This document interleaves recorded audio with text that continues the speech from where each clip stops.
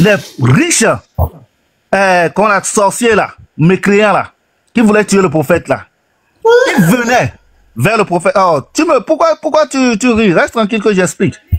Tu ne connais pas le contexte et tu ris. C'est une correction que tu prends. Écoutez bien. Je dis, oui, ton rire ne va pas distraire quoi que ce soit. Les gens vont écouter la vérité. Les riches là, ils sont venus. Les grands, Richard, mécréants de la Mecque sont venus pour parler avec le prophète. Quand ils discutaient avec le prophète, il y avait un aveugle qui est arrivé vers le prophète. Il appelle le prophète. Le prophète dit, mais attends, tu vois que je suis en train de discuter avec les gens, non? Laisse-moi finir avec eux. À un moment donné, il reprend encore. Il le fait 3 à 4 fois. À un moment donné, le prophète s'est énervé. Le prophète s'est renfrommé. Mais laisse-moi finir avec les autres. C'est dans ce contexte-là que Dieu envoie cette révélation-là au prophète pour dire à son prophète que ceux-là, les mécréants-là, que tu es en train de négocier avec eux, pensant qu'eux, ils vont changer là. Ceux-là, ils ne sont pas bons. Peut-être que celui-ci qui est pauvre, l'aveugle, dont on parle là, peut-être que lui, il est venu et que ça le purifie. Donc, prends plus d'importance avec celui-ci et laisse ces mécréants-là. Donc, Dieu reprimande le prophète là, dans ce verset-là. Et c'est une vérité et une preuve inévitable que le Coran vient de Dieu. C'est la première leçon à tirer de ça. Maintenant, bibliquement, je vais vous démontrer comment Jésus traite les pauvres et comment quand il voit les riches, il saute. On va voir si le pasteur va dire la même chose. Arrête de crier comme toi. J'ai dit. Non, laisse-moi finir. Je sais que tu vas m'empêcher de montrer pour Jésus. Tu vas m'empêcher de montrer pour Jésus. Je vais montrer la même chose pour Jésus. Mon frère, arrête de sauter. Non. Vous n'avez pas à avoir honte de la Bible. Vous n'avez pas à avoir honte de la Bible. Laissez-moi démontrer la même chose. Pire encore pour Jésus. On va voir si Ména va dire encore la même chose. Il va dire que... Faut te calmer. En conclusion, est-ce que la Sourate 80, verset 1 à 11, est-ce que ton prophète a fait acception de personne? Est-ce qu'il a fait acception entre le riche et le pauvre? Réponds-nous, c'est ce qu'on te demande. On retient ça, c'est la conclusion qui nous intéresse. Est-ce qu'il a fait acception de personne? Est-ce qu'il a privilégié le riche au détriment du pauvre? Réponds à la question, oui ou non? Et puis on avance, on fait des conclusions, et puis on avance. D'accord, dans ce verset. Le riche au détriment du pauvre, est-ce qu'il a fait? Dans ce verset, dans cette circonstance-là, oui, le prophète a privilégié des dignitaires par rapport à l'aveugle. Et la preuve que le Coran vient de Dieu. Voilà. Maintenant, est-ce que tu es prêt qu'on aille dans la Bible aussi? Attends d'abord. Vous ne pouvez pas avoir honte. Pourquoi maintenant vous avez honte? La trompette, c'est pas toujours, parce que la trompette, c'est pas toujours, on a fait un... C'est une vérité coranique. La preuve que le Coran vient de Dieu. Voilà. Maintenant, je monte pour la Bible. Mais mutez-le, Momo, faut te muter. Non, est-ce que je monte pour la Bible? Faut te muter, mute-toi d'abord, mute-toi. Mais là, tiens, les modérateurs, mutez-le. Mais là, voilà pourquoi. On va aller dans la Bible, je te promets, comme toi. On est en train de montrer tout ce que j'ai dit sur votre prophète, dont on m'incrimine, on m'a incité. On allait montrer mes enfants, ma femme, tout ça là. On est en train de vérifier si ce que j'ai dit, j'ai diffamé votre prophète. C'est ce qu'on a dit. C'est tout. Mais tu as diffamé. Putain, laisse le pasteur parler. Parce que ce que toi tu as dit sur le verset, c'est que toi tu as dit que le prophète est venu et que les pauvres, ils privilégient les riches par rapport aux pauvres. Oh, c'est ça. Tu vois? Non. Tu vois la diffamation? Non. Regarde, c'est pas ce que tu viens de reconnaître dessus là. Ici, je vais son rec. Voilà, c'est pas la peine, c'est mon ami, ne l'humiliez pas, c'est mon ami. Il n'y a personne qui peut m'humilier ici. Aucun chrétien. Tu t'amuses. Non. Faut te muter, on va te réécouter. La Bible a même été derrière. Attends. D'accord, dans ce verset. Attends. Non. Vous n'avez pas à avoir honte de la Bible. Laissez-moi démontrer la même chose. Pire encore pour Jésus. On va voir si. Mais là, on va dire la même chose. Il va dire que. En conclusion, est-ce que la Sourate 80, verset 1 à 11, est-ce que ton prophète a fait acception de personne? Est-ce qu'il a fait acception entre le riche et le pauvre. Réponds-nous, c'est ce qu'on te demande. On retient ça, c'est la conclusion qui nous intéresse. Est-ce qu'il a fait acception de personne? Est-ce qu'il a privilégié le riche au détriment du pauvre? Réponds. Donc le pasteur dit la conclusion. Donc là, tout le discours qui vient de se passer là, nous sommes à la conclusion. Voilà. Oui ou non? Et puis on avance, on fait des conclusions. Et puis on avance. D'accord. Dans ce verset. Le riche au détriment du pauvre. Est-ce qu'il a fait? Dans ce verset, dans cette circonstance-là, oui, le prophète a privilégié les dignitaires par rapport à l'aveugle. Et la preuve que le Coran vient de Dieu. C'est fini, c'est toi-même tu as... Ah, vraiment... C'est pas fini. Ouais, diffamation. Toi-même tu as compris. Diffamation là. Et puis tu dis ça de diffamer. C'est lui là qui a parlé. Diffamation, toi-même tu as compris. Diffamation. C'est IA. C'est IA encore. C'est IA. On continue, on s'en va maintenant. On va prendre la sourate 37. La sourate 33, verset 37. J'ai dit aussi que ton prophète a pris la femme de son fils adoptif. Non, pasteur, on n'a pas fini. Avant, on n'a pas fini. Non, on attend d'avancer, on appelle la c'est pas ce que tu m'as promis, pasteur. Ne nous distrais pas, Momo, pardon. On attend d'avancer. Pasteur, tu as... Attends, tiens ta parole, s'il te plaît. Tiens ta parole. Je veux que tu tiennes ça. Sois un homme de parole, s'il te plaît. On va avancer, pardon. Non, Bénard, sois un homme de parole, s'il te plaît. S'il te plaît. J'ai dit, Momo, après tu vas montrer pour Jésus aussi. Non, avant qu'on aille de coq à l'âne, finissons avec ça là. Finissons avec ça là. Je vais te montrer tous mes points. Faut te calmer. Tous mes points, vous avez dit que j'ai diffamé là. Aujourd'hui, tu es un musulman, tu es là. Oui, finissons le premier point, s'il te plaît. Bénard, s'il te plaît, finissons le premier point. On avance. Pourquoi tu as peur? Regardez, vous voyez non? Vous voyez. Je dis, quand on va finir de ton prophète là, tu vas venir prouver dans la Bible où Jésus a fait exception entre les riches et les pauvres. Je t'ai donné ma parole. Laisse-moi finir. Non, prenons le premier point, s'il te plaît. Pardon. Je demande pas. Moi, on va te faire descendre. Je t'avais préétabli. Préétabli dit. Moi, j'ai dit des choses sur son prophète qui ne sont pas vraies. Donc, je suis en train de montrer ce que j'ai dit sur votre prophète. Je vais démontrer tout ce que j'ai dit sur votre prophète avec les Écritures. Et Dieu merci, toi-même, tu viens de conclure que je n'ai pas eu tort. Finis-toi avec le premier. Tu n'as même pas encore fini avec le premier. Tu as menti, on n'a même pas fini. Mais toi, on a conclu, on a compris. Premier là, en règle générale, quand quelqu'un vient voir ton prophète, il doit donner des aumônes. S'il est pauvre, ça... Même le premier, tu m'as coupé. Regarde, t'es modérateur. Mais pourquoi le gars ne peut pas laisser tranquille? Pourquoi il ne peut pas laisser tranquille? Attends, t'es modérateur m'ont fait descendre, même pour le premier. Bon, je vais te faire descendre. Si tu te débrouilles, je vais te faire descendre pour continuer. Faut te calmer. On veut la vérité. Faut pas brouiller les prix. Moi, j'ai fait les déclarations sur votre prophète. Vous avez crié partout que je suis un manipulateur. J'ai diffamé votre prophète. C'est pourquoi l'autre a eu le droit d'aller montrer mes enfants et ma femme.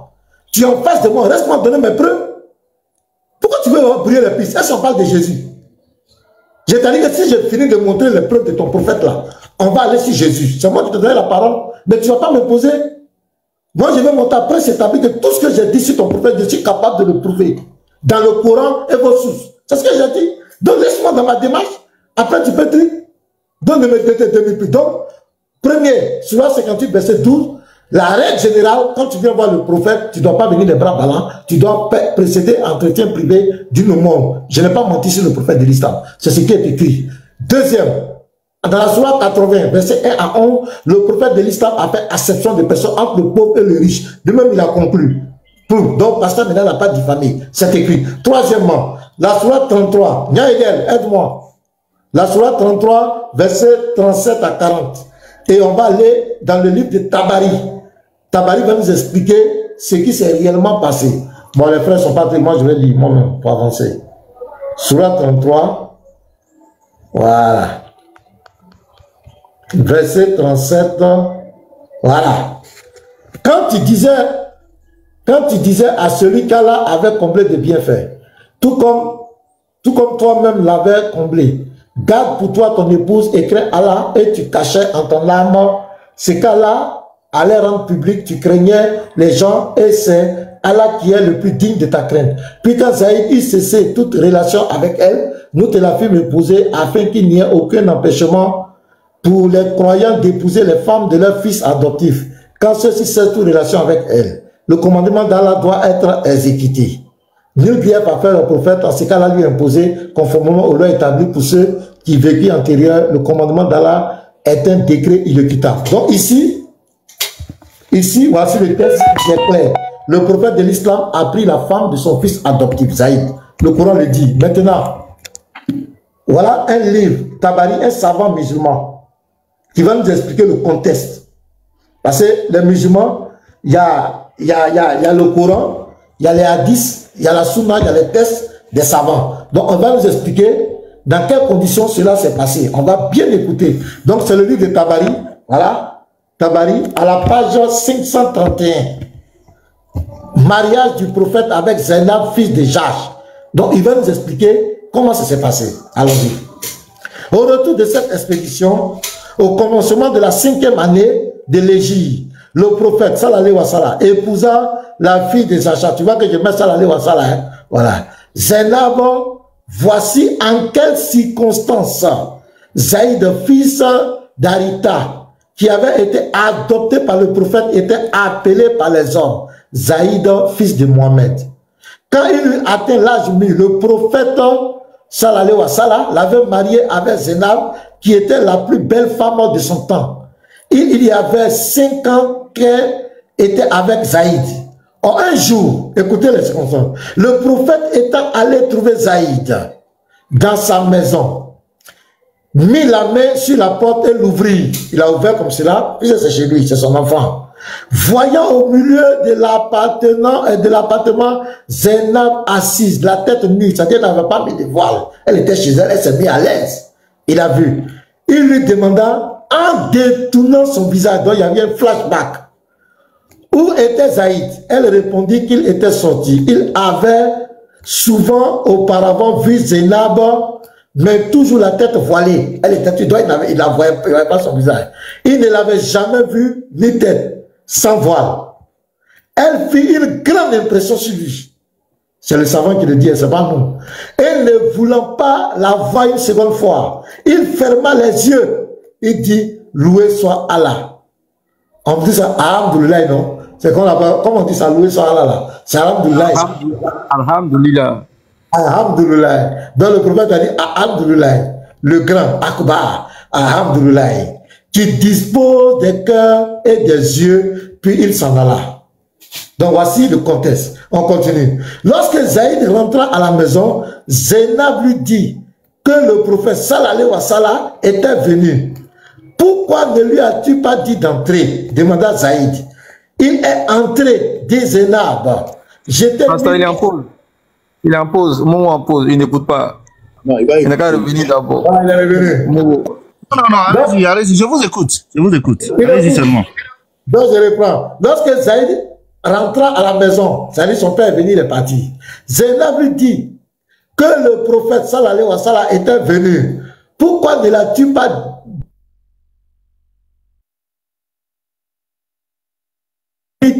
Il a prononcé telle et telle parole. Alhamdulillah, Alhamdulillah, c'est Allah qui chante les cœurs là. Donc elle va répéter ça, Zaïd. Zaïd dit, Zaïd va faire une conclusion. Il est probable que tu aies fait impression sur lui. C'est-à-dire qu'il est tombé fan de toi.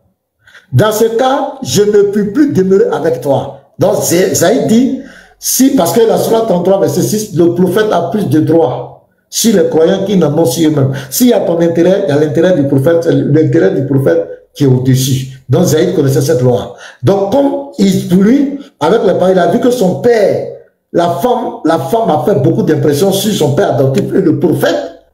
Donc il décide de se séparer d'elle parce qu'il ne doit pas obstruer la voie au prophète. L'intérêt du prophète doit être respecté. La suite va nous dire, je ne puis plus demeurer avec toi. Il alla trouver le prophète sallallahu alayhi wa sallam et lui dit qu'il voulait répudier sa femme Zainab. Donc c'est évident. Le prophète, pourquoi? Demanda le prophète sallallahu alayhi wa sallam, quel défaut lui a-t-il trouvé? Aucun, répondit Zaïd.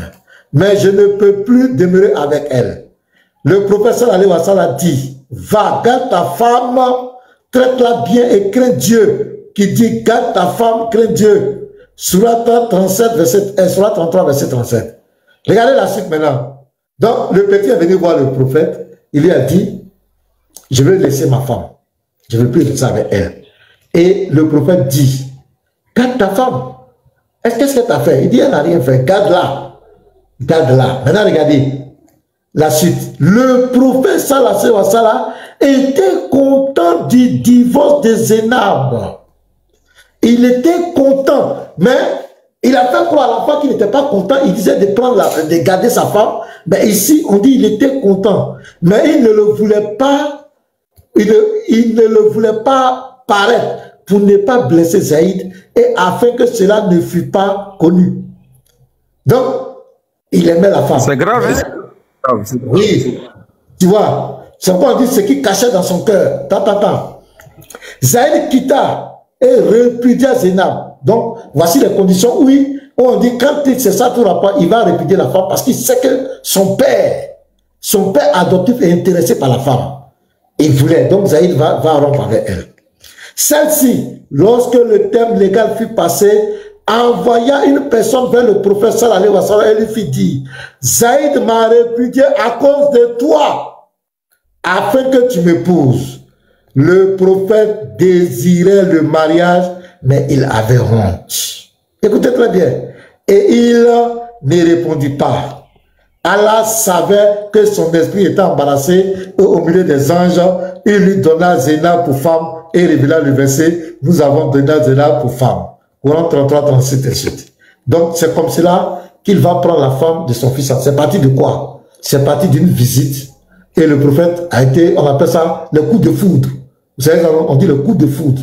Donc il a été frappé par la femme, il a désiré. Comme d'habitude. Il a été foudroyé. Voilà. C'est qu'elle était en faux, mais... Attendez, je vais finir. Donc, et maintenant, son Dieu va lui permettre de prendre cette femme. En même temps, l'adoption, qui était un acte noble en Arabie Saoudite, le peuple sémitique, c'est des choses, l'adoption est vraiment très, très capitale là-bas. Mais à cause de ça, l'adoption va prendre un coup. L'adoption va prendre un coup.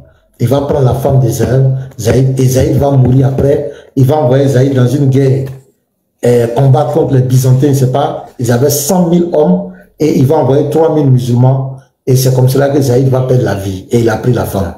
Est-ce que ce que je dis, j'ai menti? Les frères, est-ce que j'ai menti sur le prophète? Est-ce que j'ai menti? Est-ce que je l'ai diffamé? Est-ce que j'ai menti? Est-ce que j'ai menti? Parce que c'est clair, le texte est clair, c'est très clair. Il est allé dans le domicile, il a vu la femme en question, sa femme a fait impression sur lui. C'est-à-dire qu'il a commencé à avoir les sentiments. Il n'a même pas voulu regarder pour une seconde fois. Il avait déjà des sentiments. Il a dit, Alhamdoulilah, il est parti. Parce que l'histoire, jusqu'à ce que son fils en question vienne lui dire, ah, prophète, je vais divorcer. Il lui a dit de manière ironique, non, elle a fait quoi, elle n'a rien fait. Mais dans son cœur, il était très content de cette histoire.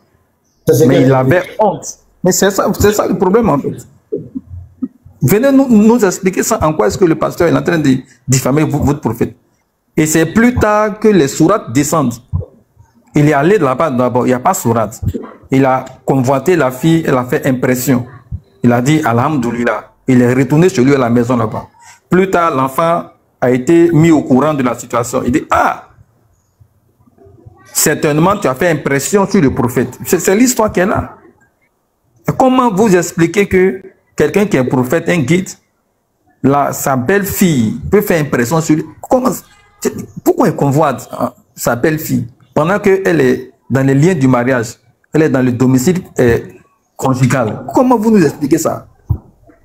Surtout qu'il avait la liberté de prendre en tant que prophète toutes les femmes qu'il veut. Mais pourquoi c'est pour son beau-fils-là, soi-disant fils adoptif, qui est marié? Elle n'était pas encore divorcée, elle n'était pas encore séparée de corps. Pourquoi dans ces liens pareils-là, au moment où elle vit de manière maritale avec son fils adoptif, lui il peut éprouver des sentiments. Il peut tomber sous le coup de foudre de cette dernière-là.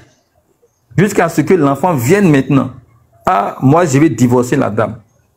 Il est content du divorce, mais il fait croire à l'enfant, non, c'est pas la fin, elle n'a rien fait. Pourtant, entre-temps, intérieurement, il était content de cette affaire. Attends, ça répond à quoi? Quelle est la logique qui est dedans? Quel est l'enseignement? Quelle est la moralité qui est dedans? Ces femmes-là, ces femmes qui... L'adoption va prendre un coup, tout va prendre la femme, et puis regardez, les conditions, Zaïd est là, il est avec sa femme maintenant, regardez l'environnement. C'est compliqué les frères. C'est Dieu qui sait ce qui s'est passé. Donc Momo, un prince établi. Prince, est-ce que tu es là? Prince établi. Les gars, c'est non, je suis là, je suis là. Voilà, Momo, est-ce que c'est ouais. quelque chose? Ouais. Attends, je commence d'abord. Prince établi. Prince établi. Attends. Non, il m'a donné la parole. Il m'a donné la parole. Est-ce que ce que j'ai lu là, j'ai inventé quelque chose? Est-ce que j'ai menti? Pasteur, moi, pasteur, en tout cas, ce que tu as lu là. Allô? Oui, je t'écoute.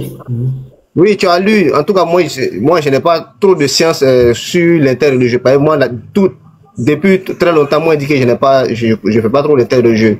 Maintenant, des personnes qui sont bien structurées pour faire l'interreligieux là, c'est l'interreligieux. Ne vous basez pas sur que... Est-ce que ce que j'ai lu là, regarde. Je veux ton avis d'abord. On veut ton avis personnel. Est-ce que j'ai lu ou bien je n'ai pas lu? Est-ce que j'ai inventé quelque chose? Honnêtement. Voilà, c'est-à-dire. Tu as lu, mais il y a des points qui sont pas, voilà, que vous avez interprété, où cette chose dit, voilà, où cette chose dit que non, il a convoité la femme de son, il a convoité, il n'a pas convoité. Parce qu'il n'a pas convoité. Ça veut dire quoi? Ça veut dire que tu l'as désiré. Mais, pasteur, il n'a pas convoité. Il a désiré, mais il n'a pas désiré. Il a désiré. Mais convoiter, c'est quoi? Convoiter, là, c'est quoi? C'est désirer vivre avec une femme? C'est ça, convoiter une femme? Désirer vivre avec une femme pendant qu'elle est mariée? C'est ça qui est convoiter une femme, là? Selon ce que toi-même tu as lu, là-haut, tu dis qu'il passait et il est tombé sur la femme qui était tête nue. Elle n'avait pas porté le voile. Mais ça ne veut pas dire qu'il est parti directement lui-même, il est parti convoiter la femme. N'est-ce pas? Il passait et il est tombé. Attends ça, je n'ai pas encore fini. Je n'ai pas encore fini, pasteur. Ok, vas-y, je t'écoute. Voilà. Puisqu'il passait, il est tombé sur la femme qui était tête nue. Maintenant, quand il a vu, en même temps, il a baissé le regard. Mais c'est quoi de plus normal que non? Ça montre que c'est un homme religieux. Il a baissé le regard. Il ne voulait pas regarder encore une seconde fois. C'est pour dire que ça c'est le fils et c'est la femme de mon fils adoptif. Je ne peux pas la convoiter. Mais où vous avez vu que non le prophète l'a convoité? Je vais lire. Attends, je vais lire. Il n'avait jamais vu ni tête. Elle fit une grande impression sur lui. Ça veut dire quoi? Mais pasteur, c'est le Coran qui le dit ou bien c'est qui le dit? Je vais te un réel. Nous savons que nous on connaît. Ça là, c'est une source authentique, c'est tabaris. C'est l'aide de nous savons que nous on connaît. Ça là, c'est une source authentique, c'est tabaris. C'est l'aide de nous savons que nous on connaît. Ça là, c'est une source authentique, c'est tabaris. C'est l'aide de nous savons que nous on connaît. Tu as dit les experts, lui là. Pasteur, non mais pasteur, non, on doit lui demander d'abord, tout est calmé, on doit lui demander d'abord, est-ce qu'il croit en Aka? Est-ce que Ismaël Aka là, est-ce que c'est que Ismaël Aka lui croit en ça? Avant même de sinon il va nier, il n'a qu'à dire ça devant tout le monde ici. C'est un être humain. La vidéo d'abord, non, pasteur, la vidéo d'abord. Ismaël Aka là, c'est un être humain. J'ai déjà vu la vidéo. On a compris, on a attends. Faut te calmer. Aka dit, Tabari là, c'est votre savant. Est-ce que toi tu crois en ça? C'est que Ismaël Aka dit, est-ce que toi tu crois en ça? C'est ce qu'il dit là, il dit Ismaël Aka là, c'est un être humain, c'est pas un prophète. Je dis, non, ici là, on parle de la vidéo là. Est-ce que toi tu crois en ça? Karizim, motion, s'il te plaît, une seconde. Attends, mon frère musulman, comme tu dis que tu ne maîtrises pas l'interreligieux là, c'est ça. Dans l'islam, il y a des savants, comme peut-être que tu ne connais pas. Et les savants sont spécialisés dans plusieurs domaines. Il sait ça. Il dit qu'il n'est pas dans l'interreligieux. Donc je t'informe en fait. C'est lui qui a dit que dans les Écritures, là, un chrétien ne peut pas tenir devant un musulman. Un novice ne peut pas dire ça. Je suis en train de parler à mon frère qui te demande quand tu poses les personnes, je suis en train de lui expliquer. Il dit que dans les Écritures, là, c'est lui qui a dit ça, qu'un chrétien ne peut pas tenir devant un musulman.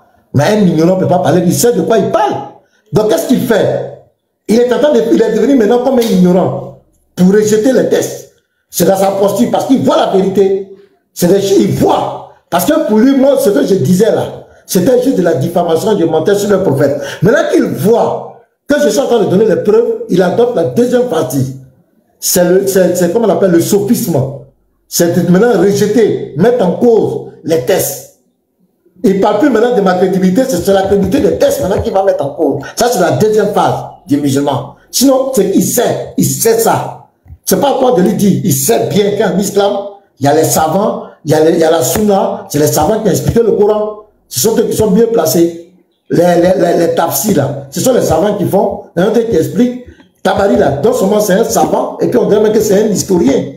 Et islamique, il connaît les histoires, il connaît les choses qui sont passées. C'est pas n'importe qui. C'est pas il est confirmé par le capitaine. Capitaine. Ça là, c'est une source authentique, c'est Tabari, c'est l'aide de nos savants que nous on connaît. Ça là, c'est une source authentique, c'est Tabari, c'est l'aide de nos savants que nous on connaît. Ça là, c'est une source authentique, c'est Tabari, c'est l'aide de nos savants que nous on connaît. Ah mon petit, Ismaël Aka parle. Aka parle, toi tu as dit quoi? Toi tu as dit qu'Aka c'est un homme, oui. Mais Aka dans l'interreligieux, tu peux pas, tu vas parler dans le cadre de l'interreligieux. Ismaël Aka, tu ne peux pas te comparer à lui, tu ne peux pas le dire, tu ne peux pas. Aka dit que c'est une source authentique, c'est Tabari. Et puis toi tu veux dire quoi mon frère? C'est l'IA. Ah, c'est l'IA encore, c'est l'IA. Tout est l'IA. Parce qu'il fait une motion. Voilà. Mon frère Prince. Bon, non, je me lève, je prends un appel là. Pardonnez. Donc allez-y, merci. Je vais faire une motion. Prince, il faut apprendre. L'islam, c'est une science. Il y a de la documentation avec. Voilà. Il y a deux savants principaux dans la science islamique, dans le domaine de l'histoire et de la géographie. Il y a deux savants principaux. Il y a Tabari, que le passé vient de l'île, et puis il y a Ibn Ishaq. C'est deux savants principaux. Prince, il ment, il ne connaît rien. S'il te plaît, mon prince, écoute-moi. Dans la classification des savants, il y a des savants qui sont spécialistes dans la science de la religion. C'est dedans qu'on trouve, par exemple, les musulmans, c'est dedans qu'on trouve les Bukhari, c'est dedans qu'on trouve, par exemple, celui qu'on appelle Imam Malik. Imam Malik, c'est l'un des fondateurs des 4 grandes écoles de l'islam sunnite. Tous ceux-là, ils sont catégorisés, en fait. Il y a une documentation pour ça. Comment ça s'appelle Ibn Abbas. C'est un savant. C'est des savants. Ils sont même contemporains du prophète. C'est des compagnons du prophète. C'est des scientifiques. Aujourd'hui, par exemple, dans notre contexte actuel, on peut les appeler, par exemple, des historiens. Donc, c'est des historiens qui parlent. C'est des scientifiques, historiens musulmans qui sont en train de parler. En sciences modernes, on dit qu'ils ont fait des articles. Ils ont écrit sur des recherches. Ils ont fait des recherches scientifiques, en fait. Voilà. Donc, il faut au moins les respecter. Ils sont connus dans la science islamique, en fait. Voilà. Et bon, comme tu dis que tu ne connais pas là, je te comprends, en fait. Mais il faut vraiment te cultiver. Ok, d'accord. Moi, en tout cas, je suis d'accord. Voilà, je suis d'accord. Attends, on va trouver un modérateur d'abord, avant que tu ne parles, parce qu'il ne faut pas que ça va aller dans tous les sens. Okay. Andropov, si tu veux faire la modération avant que le pasteur ne vienne, non. Si tu permets, quoi. Ok. Faut pas, on va se discuter tout à l'heure, là, on ne va pas se comprendre encore. Comment? Ça marche pour la modération. Voilà. Donc, tu peux leur donner la parole aussi. Bon. D'accord. Donc, comme il y a eu le premier tour, ouais, Momo, c'est mon gars, il va parler, il n'y a pas de souci. La gloire, une minute de ce que vous. Parce que vous ne vous êtes pas encore prononcé, Rassoul, des roses, tout ça. Donc, prononcez-vous un peu chaque chapitre. Bon. Ouais. Andropov, j'attends d'abord. Bon, comment on appelle ça? Momo, non, oui. Du genre, ils vont se prononcer une minute. Ok. Voilà, vous allez continuer le débat. Voilà, donc la gloire, vas-y un peu. Alors, mon frère, ouais, soyez tous bénis dans le nom précieux de notre Seigneur Jésus-Christ. Voilà, ce que le pasteur a dit était clair. Hein. Voilà. Et je sais qu'aujourd'hui, les musulmans, ils ont cette facilité-là de pouvoir, c'est-à-dire accuser les gens, sachant très bien que... Je voulais te féliciter d'abord, avant que tu le continues là. Je t'ai vu, tu as framponné un jour sur le live de Sabrina là. Je ne sais pas si tu te rappelles. Oh oui, oui, oui, oui. Abu Daoud, le 4, il était tellement sonné. Quand on lui a passé la parole, il dit non, vas-y Youssef. Oh, c'était nous donner en haut là-bas. Ouais, tu es prêt. Ouais, non, les musulmans ne tiennent sur rien, frère. C'est 1 minute là, c'est quoi? Voilà, donc, non, frère, il ne va même pas durer. Au fait, ce que je voulais dire, c'est que quoi? Aujourd'hui, les musulmans, ils ont la facilité de pouvoir inculper les gens de ce que eux-mêmes, ils savent que c'est vrai. Ça veut dire quand tu vas dire que Momo, peut-être, je prends un exemple tout court, tu vas dire que non, Momo était un pédophile parce qu'il a couché avec Aïcha à 9 ans. Ils vont te dire que non, les chrétiens incitent notre prophète. Les chrétiens incitent notre prophète. Or, un homme qui couche avec peut-être une fillette de 9 ans, c'est un pédophile. Vous voyez? Mais ils vont dire que non, la personne est en train de suiter, alors qu'ils savent que c'est vrai. Tout ça pourquoi? Pour salir l'image. Nous savons que le pasteur, quand il dit quelque chose, il le démontre. Le pasteur n'a jamais insulté un musulman quelconque. Jamais. Tout ce que le pasteur fait là, il ne fait que lire les sources musulmanes. C'est la raison pour laquelle aujourd'hui, la plupart des musulmans, ils ont une haine viscérale. C'est ça, notre viscérale, voilà, viscérale pour le pasteur. Il ne veut même pas voir le pasteur. Oh, je mets ma main au feu pour le pasteur n'insulte pas. Quand le pasteur parle, c'est avec des sources. Et le pasteur, la plupart, il est le plus pacifique même parmi nous tous. Il est le plus pacifique. Le pasteur le plus pacifique. Mais malgré tout ça, les musulmans ne l'aiment pas. Malgré tout ça, les musulmans ne l'aiment pas. Qu'ils attendent pasteur Mina, ils vont lui attribuer toutes sortes de noms. Parce qu'en réalité, ils dénoncent l'islam. Parce qu'en réalité, ils montrent les failles claires de l'islam. Parce qu'en réalité, ils disent certaines choses dont les musulmans ne sont pas à même de contredire par les Écritures. Donc, tout cela les met encore en boule. Ça fait que ces musulmans-là ne veulent même pas le sentir. Parce qu'ils n'ont pas les Écritures. Mais moi, je comprends aujourd'hui les musulmans, hein, ce n'est pas de votre faute. Votre prophète, là, il n'a pas envoyé l'islam par la parole. Hein. Il a envoyé l'islam par l'épée. Voilà, il a envoyé l'islam par l'épée et il a dit qu'il était envoyé par l'épée. Il a envoyé l'islam par l'épée. Donc, aujourd'hui, les musulmans, ils veulent faire la dawa avec la bouche. Or, votre prophète n'a pas fait la dawa avec la bouche. Hein. Lui, il fait la dawa avec l'épée. Donc, c'est normal. Toute votre réaction, c'est normal. L'islam n'est pas une religion qu'on peut défendre avec les Écritures. C'est la raison pour laquelle votre prophète, il a commencé avec l'épée. Voilà, il a commencé à fatourer les gens pour imposer sa religion. Et c'est ce qu'Allah dit dans la Sourate 9, le verset 29. Combattez ceux qui ne croient ni à Allah, ni au jour dernier. Il a dit de combattre. Et c'est ce que votre prophète a dit. On peut parler de Saïd Boukari, verset 5 là. Saïd Boukari, livre 1 à 10, verset 5. Voilà, maintenant, les frères, ok, pasteur. On va écouter les musulmans sur ce que je viens de dire.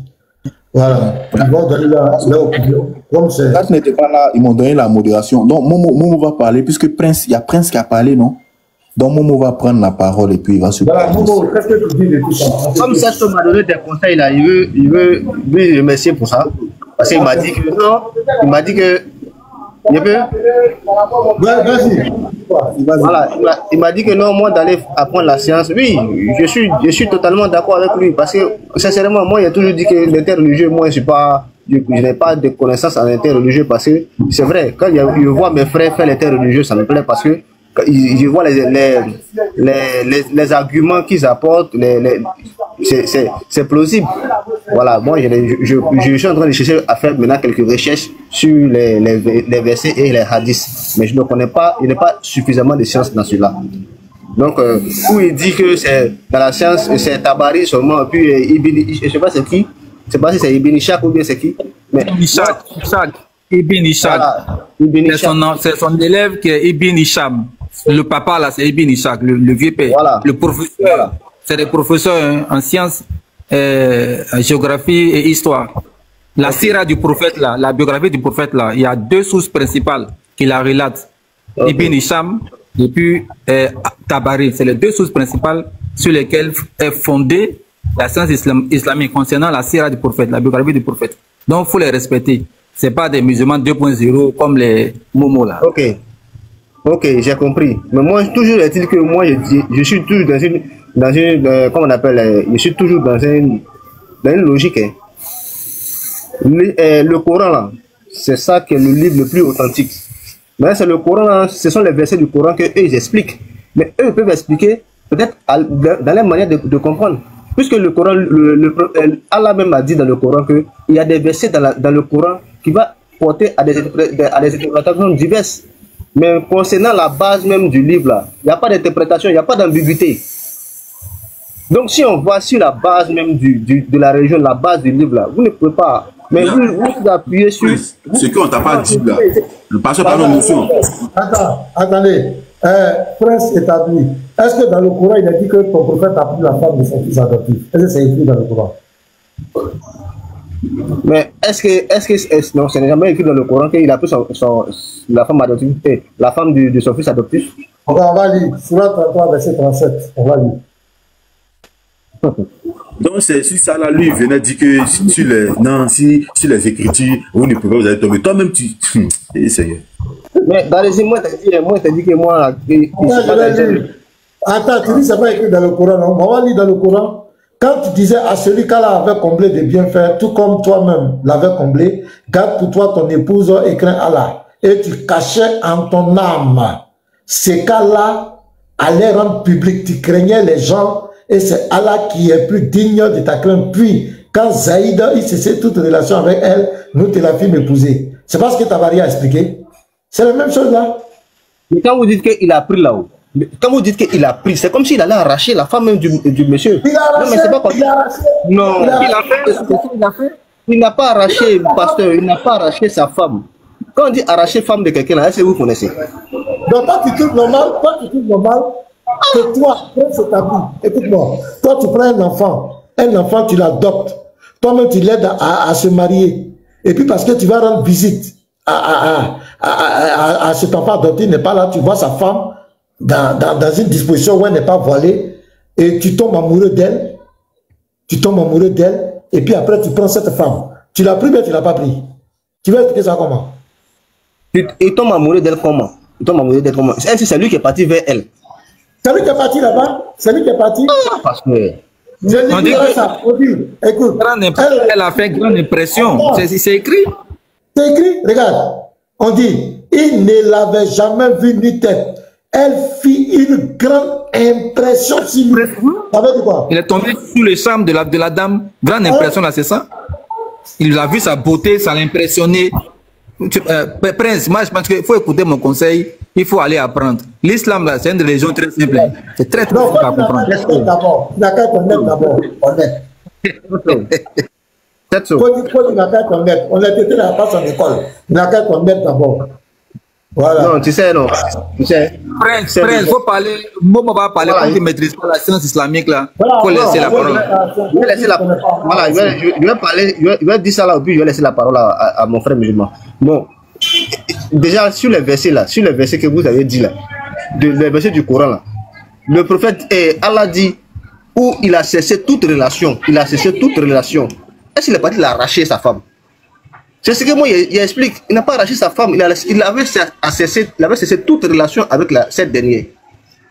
Il n'est pas parti aussi dans la maison de la femme du jeune, et puis aller dire que non, à ta femme là, elle me plaît, hein, donne-moi. On va lire. Il n'y a pas de problème, on va lire. Laissez, je vais lire quelque chose. On me dit, attends, je vais lire. Lorsque Zaïd entra à la maison, Zaïd lui dit, et Zainab lui dit, le prophète était venu. Pourquoi ne l'as-tu pas dit d'entrer? Ça, c'est Zaïd qui demanda à Zaïd. Il est entré, dit Zainab. J'étais nu-tête et il a prononcé telle et telle parole. Quelle est la parole? Alhamdoulilah, Alhamdoulilah, Allah est grand. C'est lui qui dispose le cœur. Donc quand il a dit ça, regardez ce que Zaïd va dire. Zaïd dit, il est probable que tu as fait impression sur lui. L'autre côté, il a dit quoi? Il avait souvent vu Zaïd, mais toujours la tête voilée. Il ne l'avait jamais vu ni tête. Elle fit une grande impression sur lui. Donc, dans les deux premiers, il est tombé franc. Elle a eu une grande impression sur lui. Et Zaïd confirme ça ici. Zaïd me confirme. Dans ce cas, je ne peux plus demeurer avec toi. Parce que la Sourate 33, verset 6 dit, le prophète a plus de droit sur le croyant qu'il n'en a eu sur lui-même. C'est-à-dire que s'il y a ton intérêt, il y a l'intérêt du prophète pour lui prime. Donc comme il a mis les yeux, Zaïd a compris que son père adoptif a les yeux sur sa femme. Il doit la laisser. C'est pourquoi il vient, il est probable que tu as fait impression sur lui. Dans ce cas, je ne puis plus demeurer avec toi. Il alla trouver le prophète. Écoute maintenant, hein. Et lui dit qu'il voulait répudier sa femme Zénab. Écoute bien. Il dit pourquoi? Le prophète dit pourquoi? Demanda le prophète. Quel défaut lui as-tu trouvé? Aucun, répondit Zaïd. Mais je ne peux plus demeurer avec elle. Le prophète dit, va, garde ta femme. Traite-la bien et crains Dieu. Qui dit, garde-toi ta femme et crains Dieu. Coran 33, verset 30. Maintenant, regarde la suite. Le prophète était content du divorce de Zénab. Ça veut dire quoi? Le prophète était content du divorce de Zénab. Ça veut dire quoi? Prince établi. Mais, parce que quand ils ont écrit le... Pardon, je suis en train de prendre mon petit déjeuner. Quand ils ont écrit là-bas, le prophète était content. Le prophète, qui était là-bas? Voilà. Qui a vu que le prophète était content? Parce qu'il n'a pas la femme.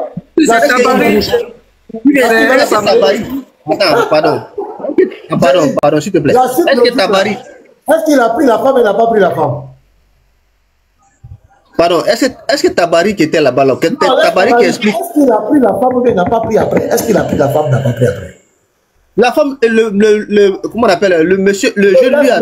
Il a pris, il n'a pas pris. Je viens, mais c'est écrit, mais laisse-moi y répondre à ma manière. Est-ce qu'il a pris la femme ou il n'a pas pris? C'est pas fait, c'est écrit, dis, il a pris. Laisse-moi répondre, pasteur, pasteur. Est-ce qu'il a pris la femme ou il n'a pas pris? Réponds à la question. Mais laisse-moi, je vais répondre. Comment on appelle, le jeune a divorcé la fille et puis il a donné à son, comment on appelle, au prophète. Est-ce que le prophète allait prendre? Demande pourquoi il était content du divorce. Voici la question du pasteur. Son beau-fils, pourquoi il était content? Voilà. Pourquoi? C'est ça la question. Pourquoi il est content que l'enfant divorce? Pourquoi? Bon, ça, moi, je ne sais pas. Moi, je ne sais pas. Mais parce qu'il n'est pas honnête. Ton gars là n'est pas honnête. Non, franchement, je ne sais pas. Je ne sais pas pourquoi il était content. Mais néanmoins, dans les débuts... Mais parce qu'il a désiré, parce qu'il a convoité, parce qu'il voulait la Maplo. Tu as dit ta déclaration, tu as déjà KO. Tu as dit dans les Écritures, les chrétiens ne peuvent pas avec les musulmans. Tu as vu que tu n'es pas honnête. Ce sont les Écritures. Moi, on t'écoute. Qu'est-ce que tu dis? On va avancer.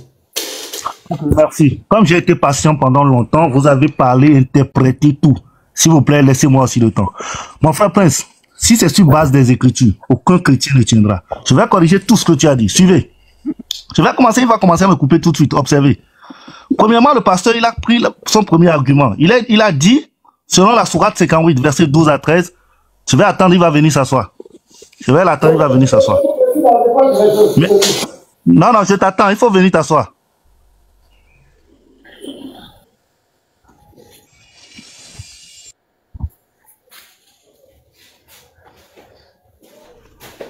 Voilà, je suis là, Congo. Voilà. Sois attentif. Ok. L'essentiel, c'est ne pas me couper comme je ne t'ai pas coupé. Ok. Le pasteur, il a dit dans la sourate 58, verset 12 à 13 ici, que selon ce verset, on doit donner, comment appelle-t-on, un aumône au prophète avant de faire des entretiens avec lui. C'est ce qu'il a dit partout. Suivez, on va lire. On dit, oh, vous qui avez cru, sourate 58, verset 12, quand vous avez un entretien confidentiel avec le messager, faites précéder d'une aumône votre entretien. 2 points, cela est meilleur pour vous. Ici, on demande de faire précéder son aumône et son entretien d'une aumône. L'aumône, c'est ce qu'on donne aux pauvres. J'ai encore répété. On dit cela est meilleur pour vous et plus pur. Pourquoi? Parce que l'aumône purifie. Clairement. C'est pour ça que vous voyez les musulmans faire de l'aumône. Mais si vous n'en trouvez pas les moyens, alors Allah est pardonneur et miséricordieux. Ce qui veut dire que ce n'est pas obligatoire. Regardez le verset 13 qui va le clouer. Appréhendez-vous de faire précéder d'aumône votre entretien, mais si vous ne l'avez pas fait, donc quand il dit doit, c'est faux. Il a mal interprété, soit il a consciencieusement été malhonnête. Donc il n'y a pas un devoir là-bas. Si vous ne l'avez pas fait, Et quand Allah a accueilli votre repenti, alors accomplissez la salat, acquittez la zakat, obéissez à Allah, à son messager. Allah est parfaitement connaisseur. Donc aucunement, dans son premier argument qui dit on doit précéder, il a menti partout sur les réseaux sociaux. Premier argument tombé. Deuxième argument, Sourate 80, versets 1 à 7. Je vais lire. Il dit dans ce verset, Sourate 80, versets 1 à 7. Sourate 80, je vais lire. Voilà, un instant. Sourate 80, versets 1 à 7. J'ai déjà expliqué la circonstance. S'il le faut, je vais mettre les gens à jour. On dit, il s'est renfrogné. Le prophète était en train de parler avec les dignitaires de la Mecque. Quand un aveugle est venu le voir, en parlant avec eux, l'aveugle l'appréhendait. Il disait à l'aveugle, non, arrête, que je finisse d'abord, arrête. La gauche continuait. Et là, Allah va le rappeler à l'ordre. Clairement. Ici, la leçon à tirer même, c'est que le Coran vient véritablement de Dieu et non du prophète lui-même. Parce que lui-même, si c'est ça, il ne va jamais se réprimander lui-même. Donc, pour tout musulman, c'est la preuve que sur le panel de Mena, ici, nous sommes un verset clair qui démontre que vraiment le Coran, c'est une révélation divine. Pourquoi? Parce que lorsque le prophète n'a pas bien agi, selon Allah lui-même, Allah l'a corrigé. Allah dit, il s'est renfrogné et s'est détourné. Parce que l'aveugle est venu à lui. Vous allez voir, verset 3, qui te dit peut-être, cherche-t-il à se purifier, ou se rappeler de sorte que lui profite. Quant à celui qui se complaint dans sa suffisance pour la richesse, tu vas en empressement à sa rencontre. Or, que t'importe qu'il ne se purifie pas. Donc ici, Allah il dit, pourquoi est-ce que le prophète s'empresse dans la négociation avec les dignitaires de la Mecque par rapport à l'aveugle? Ainsi, Mena va sur tous les réseaux sociaux interpréter ce verset comme le prophète, lorsqu'il voit les riches, il est collé à eux, et quand il voit les pauvres, qu'il les ignore. J'ai dit, lorsque vous voyez Matthieu 15 à partir du verset 22 à 26, lorsque la pauvre dame demandait un miracle à Jésus, qu'est-ce que Jésus dit? Jésus l'a même traité de chienne. Mais observez bien, dans Luc 19 à partir du verset 1, lorsque Jésus va rencontrer le riche, je vais lire, vous allez voir, le comportement de Jésus par rapport à la pauvre dame et le comportement de Jésus lorsqu'il va voir le riche. Luc 19, on va lire, vous allez voir. Je vais commencer par Matthieu 15. Observez, on va voir s'il va répéter la même chose là-bas ou bien il va voir des situations atténuantes. Vous allez voir la malhonnêteté. Il sourit, mais bientôt il va plus sourire. Observez-le. Matthieu 19. Et pardon, je vais faire... Non, c'est Matthieu 15. Observez, hein. Je vais démonter tes arguments un à un. Sur base des Écritures, il n'y a pas chrétien qui tienne. On dit Matthieu 15. À partir du verset 22. Lisons. Jésus étant parti de là, se retira dans le territoire de Tyr et de Sidon. Et voici la femme cananéenne qui venait de ces contrées lui cria, « Aie pitié de moi, Seigneur, fils de David. Ma fille est actuellement tourmentée par le démon. » Il ne lui répondit pas un mot. Ça c'est qui? C'est Jésus. Et ses disciples s'approchèrent et lui dirent avec insistance, « Renvoie-la, car elle crie derrière nous. » Il répondit, « Je n'ai été envoyé qu'aux brebis perdues de la maison d'Israël. » Il recale la pauvre dame premièrement. Verset 25. Mais elle vint se prosterner devant lui, disant, « Seigneur, secours-moi. » Il répondit, ça c'est devant Jésus, hein, la pauvre dame, « Il n'est pas bien de prendre le pain des enfants et de le jeter aux petits chiens. » Qui est petit chien? Jésus traite cette dame-là, qui le supplie de chien.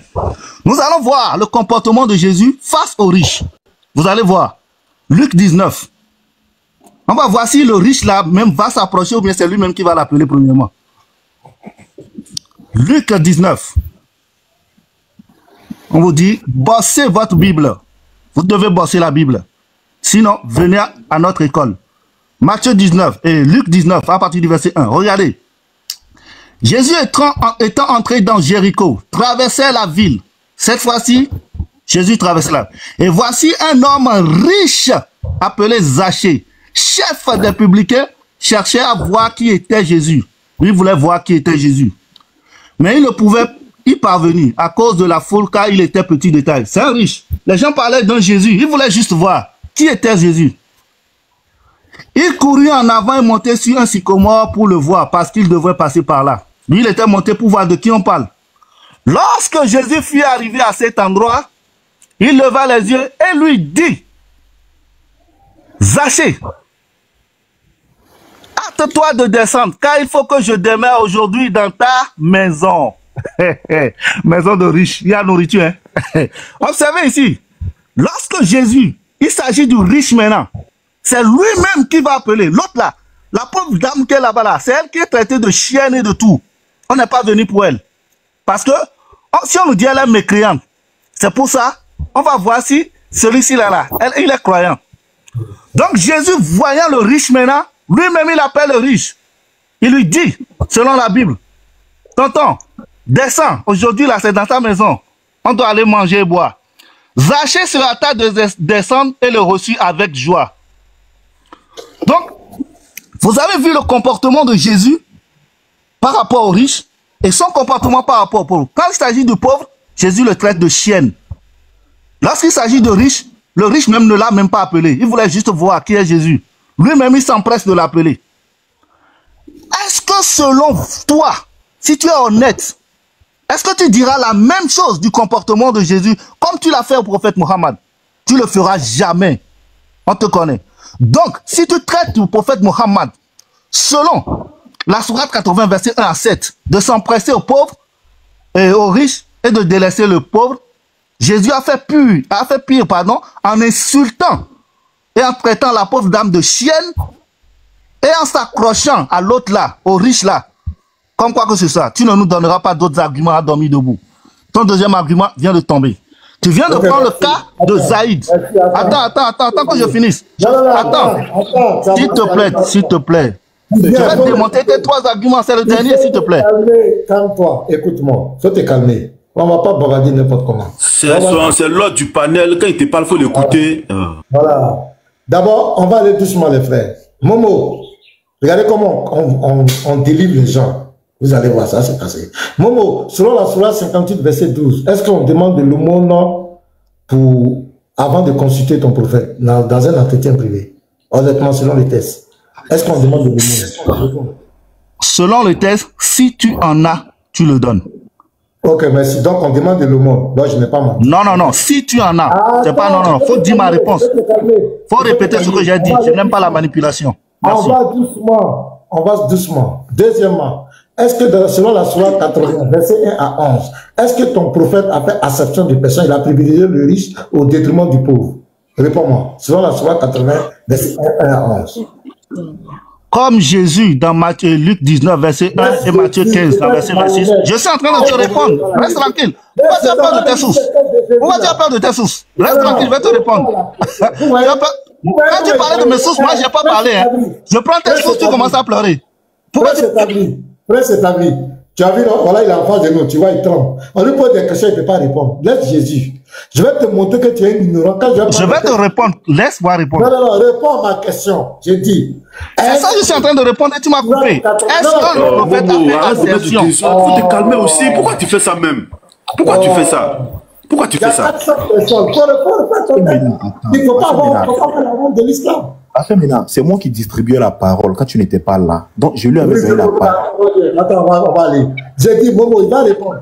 Momo, selon la sourate 80, verset 1 à 11, est-ce que ton prophète a été repris d'avoir favorisé le riche au détriment du pauvre? Réponds oui ou non.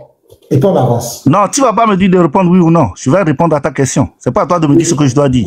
Selon la sourate 80, verset 1 à 7, comme dans Matthieu 15, verset 22 à 26, et Luc 19, verset 1 à 10, de la façon dont Jésus a rejeté la pauvre comme chienne et est sauté dans les bras du riche pour aller manger, oui, mon prophète, Dieu l'a réprimé dans ce verset-là.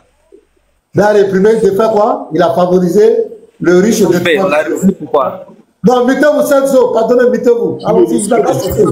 Est-ce qu'il a favorisé, non? Il a favorisé le riche au détriment du pauvre. Non, il lui dit de ne pas faire comme Jésus quand il a vu le riche, en fait. Non. Comme Jésus a sauté dans la main du riche, là. C'est ça qu'on lui disait de ne pas faire comme Jésus. En fait. J'ai son rec, pasteur, devant tout le monde. Pasteur, on va écouter son rec. Pasteur, qui se mute, je vais mettre son rec. Qui se mute. Mais toi, tu es malhonnête. Vas-y. C'est ça le. Voilà, faut te muter. Mute-toi, tu as déjà répondu à ça, tu veux tourner. On a son rec. Faut te muter des malhonnêtes comme ça. C'est ça le musulman. Il ne peut pas nous affronter dans les Écritures. C'est la malhonnêteté. Je t'affronte, c'est toi qui fuis la Bible. C'est toi qui fuis la Bible, Ménard. Tu fuis la Bible. On va t'écouter, tu as déjà répondu à ça. On va t'écouter. La Bible, pardon, faut te muter, Momo, pardon. On va revenir à la Bible. Vas-y, juste arrête. Je lui ai posé la question il y a quelques minutes. Laisse-moi finir avec les autres. C'est... Allez, faisons-le ensemble, Inch'Allah. Donc, Pasteur Ménard, écoute très bien. Sourate 80. Il s'est renfrogné. Il s'est... Attends, c'est ici. Que ceux-là, les mécréants là, que tu as pour Jésus, je vais montrer la même chose pour Jésus. Mon frère, arrête de sortir. Et le pauvre. Réponds-nous, c'est ce qu'on te demande. On retient ça, c'est la conclusion qui nous intéresse.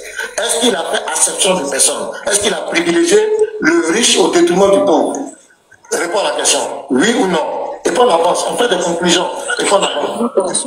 D'accord, dans ce verset. Le riche au détriment du pauvre, est-ce qu'il a fait? Dans ce verset, dans cette circonstance-là, oui, le prophète a privilégié les dignitaires par rapport à l'aveugle. Et la preuve que le Coran vient de Dieu. C'est fini, K.O. C'est maintenant il veut changer de bouche. Il veut fuir, il veut changer de bouche. Mais là, Garizim, tu as vu que je t'ai eu, non? Je suis en avance sur toi, Garizim. Dis-toi. Tu es là-bas, mets-toi pour rien. Lâchez-toi. Et puis, correct. Attends, lâchez-toi, attendez, je vais vous donner la parole. Je vais vous donner la parole. Donc, ça, c'est pas hier. Ça, c'est hier aussi. Le gars, il a reconnu. Donc, vous voyez, il s'en va prendre Matthieu 15, verset 22. Vous voyez comment il est malhonnête. Et puis, il coupe le verset. Parce que dans le verset, la femme a été exaucée. À cause de quoi? À cause de sa foi. Il a coupé le verset. Oh, Jésus a exaucé la femme. Et puis, dans le verset, ça ne parle pas des riches ni de pauvreté. Vous voyez comment c'est malhonnête? Est-ce que Matthieu 15, verset 22 parle des richesses? Non. Or, il dit, la comparaison qu'il fait, il dit que Jésus aussi a minimisé la femme parce qu'elle était pauvre. Alors que le verset ne le dit pas. Et Jésus a exaucé la femme. Pourquoi il a coupé la partie? Il est malhonnête. C'est ça le problème. C'est l'insulte, c'est pas l'exaucement qui est mon problème. Non, tu as vu comment c'est quantifié que je raconte. A donné le verset. Attends, je vais finir. Luc 19, il dit Luc 19 que Jésus allait dire à Zacha, allons chez toi, viens manger. C'est faux. Luc 19, là, Jésus allait pour le salut, pour son âme. Et Jésus, et puis c'est pas à cause de sa richesse. Et même la présence de Jésus a amené ce monsieur à rembourser l'argent des pauvres qu'il avait volé. Parce qu'il a dit, regardez, mais Zachée se tenant devant le Seigneur, lui dit, voici Seigneur, je donne aux pauvres la moitié de mes biens. La présence de Jésus dans sa maison l'a amené à aider les pauvres, à se soucier des pauvres. Pourquoi tu es malhonnête comme cela? Et puis tu n'as même pas honte. Regarde, et si j'ai fait tort de quelque chose à quelqu'un, je lui rends le quadruple. Jésus lui dit, le salut est entré aujourd'hui dans cette maison parce que celui-ci est aussi fils d'Abraham. Jésus n'a pas dit, je suis rentré ici à cause de ton argent. Je suis rentré ici parce que tu es riche. Tu es un menteur momo. Tu es un affabulateur, un manipulateur des Écritures. Et tu veux, moi, me dire que moi, j'ai menti? Souvent 58, verset 12, tu as confirmé qu'on demande de l'aumône. C'est ce que j'ai dit, et tu ne peux pas le nier. Souvent 80, verset 1 à 11, tu as confirmé que ton prophète a fait acception de personnes. C'est ce que j'ai dit. Point. Les deux versets que tu as pris là, ça ne parle pas de pauvreté ni de richesse. C'est dans ta tête. Donc ça fait pitié. Tu n'as même pas honte. Mena, je corrige ce que tu viens de dire. Toi, regarde, tiens. Concernant Zaché, là, je fais une précision aussi. La gloire, attendez, s'il vous plaît. La gloire, s'il vous plaît, patientez. Pasteur, voilà ce qu'on va faire. Momo a dit que la femme était pauvre. qu'il ouvre sa caméra. Parce que quand toi tu as lu pour toi, c'est écrit pauvre. Momo, ouvre ta caméra. Montre-nous dans le test, la femme était pauvre, s'il te plaît. Montre-nous le mot pauvre. Montre-nous que la femme était pauvre. Montre-nous où c'est écrit qu'elle était pauvre dans le test. Ouvre ta caméra, s'il te plaît. Ok. Qu'est-ce qui démontre que la femme est pauvre? Momo, Regardez très bien. Il dit, reste tranquille, je parle, tu m'as donné la parole. Ferme ton micro, écoute-moi maintenant. Ouvre ta caméra, vas-y. Ferme ton micro, écoute-moi. Momo, attends, c'est le modérateur. Momo, c'est le modérateur. Faut suivre ses instructions. Non, c'est pas lui de me dire comment je vais répondre. Attends. Moi, je vais démontrer que Jésus... Ses instructions. C'est un modérateur. Regardez, laissez-moi démontrer maintenant. Laissez-moi, vous allez voir, non? N'ayez pas peur, laissez-moi seulement. Attends, je vais terminer. Tu n'as même pas mon niveau. Mais là, on a dit de me laisser parler. Sur base des écritures là, il n'y a pas chrétien. On va recadrer les choses. Les gars, attendez, on va recadrer tout ça là. Andropov t'a posé une question. Et tu as dit dans le texte de Matthieu 15, verset 22 et suite, que la femme était pauvre. Et que ça cause parce qu'elle était pauvre que Jésus l'a rejetée. Tout ça matin, il ne faut pas jouer avec les écritures. Arrête tes balivernes. Tu as quel niveau? Toi, tu as échangé avec moi. Il faut arrêter ça. Réponds à sa question. Tu as démontré maintenant. Réponds à sa question. Le test est là. Ouvre ta caméra, mets-le. C'est ce qu'il t'a demandé. Tu as démontré que maintenant. Tu as dit des propos, on te pose, le modérateur te pose la question. Si moi, il veut aussi me pose des questions, parce que ce que tu as dit là, il faut prouver, je vais montrer. Donc, c'est pas fait de, tu vas démontrer maintenant. Tu peux pas démontrer maintenant. Parce que tu as déjà confessé. 58-12, sur la 58-12, tu as confirmé qu'on demande de l'aumône. C'est ce que j'ai dit. Sur la 80, verset 1 à 11, tu as confirmé qu'il a fait, il a favorisé les riches au détriment du pauvre. C'est fini, où est le débat? Où est le débat? Tu as démontré quoi? Lui, le modérateur te pose une question. Réponds. Sur Matthieu 15, verset 22 à 27, que tu as coupé le 28. Il dit de montrer là-bas que la femme était pauvre. C'est écrit qu'elle était pauvre et que Jésus l'a rejetée à cause de sa pauvreté. C'est ce qu'il t'a demandé. Si tu ne peux pas répondre, bon, basta, on va passer à quelqu'un d'autre. Tu as demandé quelqu'un. Quand le pasteur a relu le verset, la Bible a dit que la femme a dit c'est parce que car sa fille est tourmentée par un démon. C'est parce que sa fille est tourmentée par un démon qu'elle est venue à Jésus. C'est pas écrit là-bas parce qu'elle était pauvre. Mais Momo a dit parce qu'elle était pauvre. La seule chose que je demande à Momo, ouvre ta caméra. Parce que c'est là que le débat va prendre fin. C'est là que le débat va prendre fin. Oh. Rassoul, tout le monde est témoin. Momo, ouvre ta caméra. Tu as dit que la dame était pauvre. Ouvre ta caméra et montre-nous le mot pauvre dans le test. Montre-nous où c'est écrit que la dame était pauvre. Point. Ouvre ta caméra. Vas-y. D'accord. Quand je prends la parole, ne me coupez pas. Hein. Tout à l'heure. Laisse-moi parler. Tu as posé une question, s'il te plaît, laisse-moi parler. Ça ne sert à rien quand on ne laisse pas les gens parler. Tu ne veux pas répondre, tu reprends le micro, c'est fini. Voilà, il répond. Regarde, si ce n'est pas la peur, maintenant, si ce n'est pas la peur, sur base des Écritures, je vais te démontrer. Si c'est faux, laisse-moi la parole. Ok, écoutez. D'accord, écoutez très bien.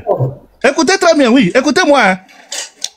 Tout à l'heure, Prince a demandé à Ména où est-ce que c'est écrit pauvre dans le verset. Il a dit c'est pas écrit, mais il a démontré. Je vais faire la même chose que Ména. Pas de 2 poids, 2 mesures. Il n'y a pas le mot pauvre dans le verset que tu as cité. Pourtant, tu as dit que dans la sourate 58, pardon, 81 à 7, qu'elle était pauvre. Et tu as démontré pas un autre mot.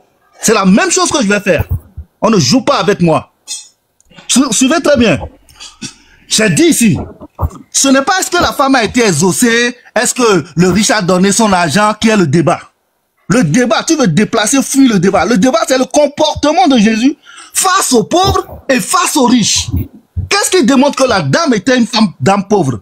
Je vais prendre Luc. Le même verset, regardez, hein, je vais prendre Luc 19, je vais relire. Que tout le monde vérifie. Faut ouvrir ta caméra, tu Vous pensez que... Reste la tête, toi là-bas, écoute. Je vais te démontrer. 8, 19. Ouvre ta caméra. Reste tranquille, reste tranquille, reste tranquille. J'ai dit, je vais vous démonter tous. Reste tranquille et suis-moi.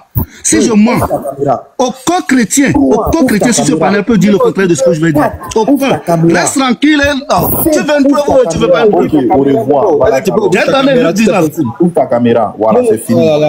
Menteur. Momo, est-ce que tu peux ouvrir ta caméra, s'il te plaît? Il est descendu, C'est tout ce qu'on frère. te demande. Il n'ouvre pas sa caméra, il ne monte pas. C'est un menteur. C'est un vrai menteur. Et regardez les deux versets qu'il prend. Soyons honnêtes.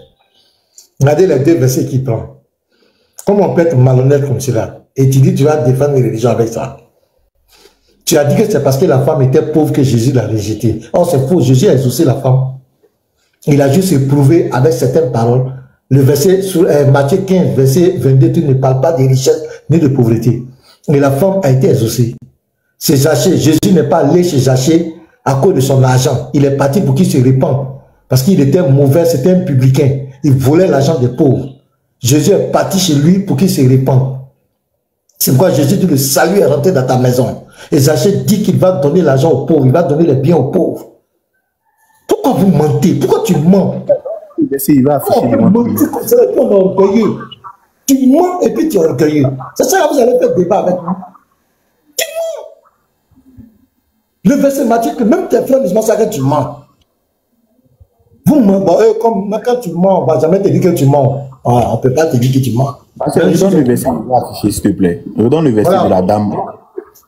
Matthieu 15, verset 22 à 28.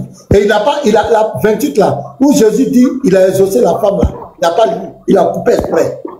Mais il prend pour Zachée, il dit que c'est parce qu'il était riche. Mais Jésus allait, parce que Zachée était un publicain. En Israël, c'est ce qu'on appelle un publicain. Si un juif te dit publicain, c'est qu'il t'a très mal incité. Parce que les publicains, c'était quoi? C'était des collecteurs d'impôts. Quand le colonisateur dit l'impôt à 1000 francs, et il vient de 4000. Et puis les 3000 là, et il garde ça pour eux. C'est pourquoi les juifs ne les aimaient pas. Donc c'est comme ça, il a acquis la richesse dans la malhonnêteté. Donc Jésus rentre chez lui. C'est quoi même le verset? Regardez, c'est que Jésus dit. Jésus n'a jamais dit ça à cause de ton argent. Pourquoi on peut mentir comme cela? Et puis on est orgueilleux. Regardez ce que Jésus dit. Oh, il dit, d'abord regarde. Verset 8. Mais Zachée se tenant devant le Seigneur, lui dit, voici Seigneur, je donne aux pauvres la moitié de mes biens. Il n'a pas dit, je te donne mon argent. Comment il va afficher? Comment il va afficher, s'il te plaît? Voilà, Luc 19, on va aller déjà au verset 8. Il ment, aucun chrétien, aucun chrétien. Voilà. Luc 19, verset 8.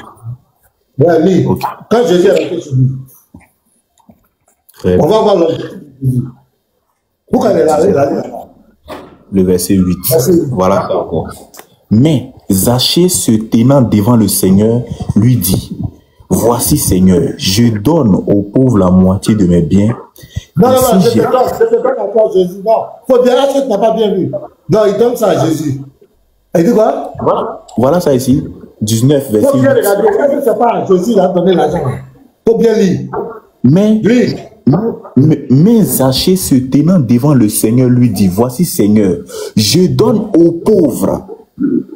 Non, Jésus n'aime pas les pauvres. Je donne aux pauvres la moitié de mes biens. Et si j'ai fait tort de quelque chose à quelqu'un, je lui rends le quadruple. Voilà. Qu'est-ce que Jésus va dire maintenant? Regarde le verset 9. Jésus lui dit, le salut est entré aujourd'hui dans ta maison. Dans cette maison. Oui. Parce que celui qui est aussi celui-ci est aussi un fils d'Abraham. Jésus confesse quoi? Jésus confesse qu'il a reçu le salut parce qu'il est quoi? Il est dans une posture de repentance. La repentance consiste à quoi? À reconnaître ton tort et à restituer. Dans le verset 8, qu'est-ce que Zachée fait? Zachée vient reconnaître son tort et il est prêt à restituer. Vous Vous comprenez? À restituer ce qu'il a volé. Voilà l'objectif de Jésus. Jésus n'est pas allé chercher l'argent des Zachée. Jésus n'est pas allé parce qu'il est riche. Jésus est allé parce qu'il voulait atteindre l'objectif dans la vie des Zachée, pour que Zachée se répond. Et l'objectif, puis que Jésus est allé chez les riches. Maintenant, comme ça, il va aller se voter. Il va aller devant les musulmans. Je suis allé chez Ménard, je les ai mis KO. Vraiment pathétique. Donne-moi pour la dame. Pasteur, pourtant, dans le cas de Momola, pardon, Andropov, pardon, dans le cas de Momola, pourquoi il se préoccupait à forcément convertir les riches? Parce qu'il avait besoin de l'argent pour mener ses campagnes. Donc, il fallait les convertir. C'était son travail. Il a fait ça à Othman. Il a appelé même Othman, je crois, le trésor ou la mallette de Allah. Parce que Othman finançait toutes ces guerres. Donc, lui, il se préoccupait de ça. Comment il allait le convertir à l'islam pour pouvoir prendre leur argent pour aller faire les guerres. Tout ça, on sait ça. T'as bien distrait les gens. Très bien. Parce que voici le test maintenant qui est là. Vous voyez, remettez-moi l'écran.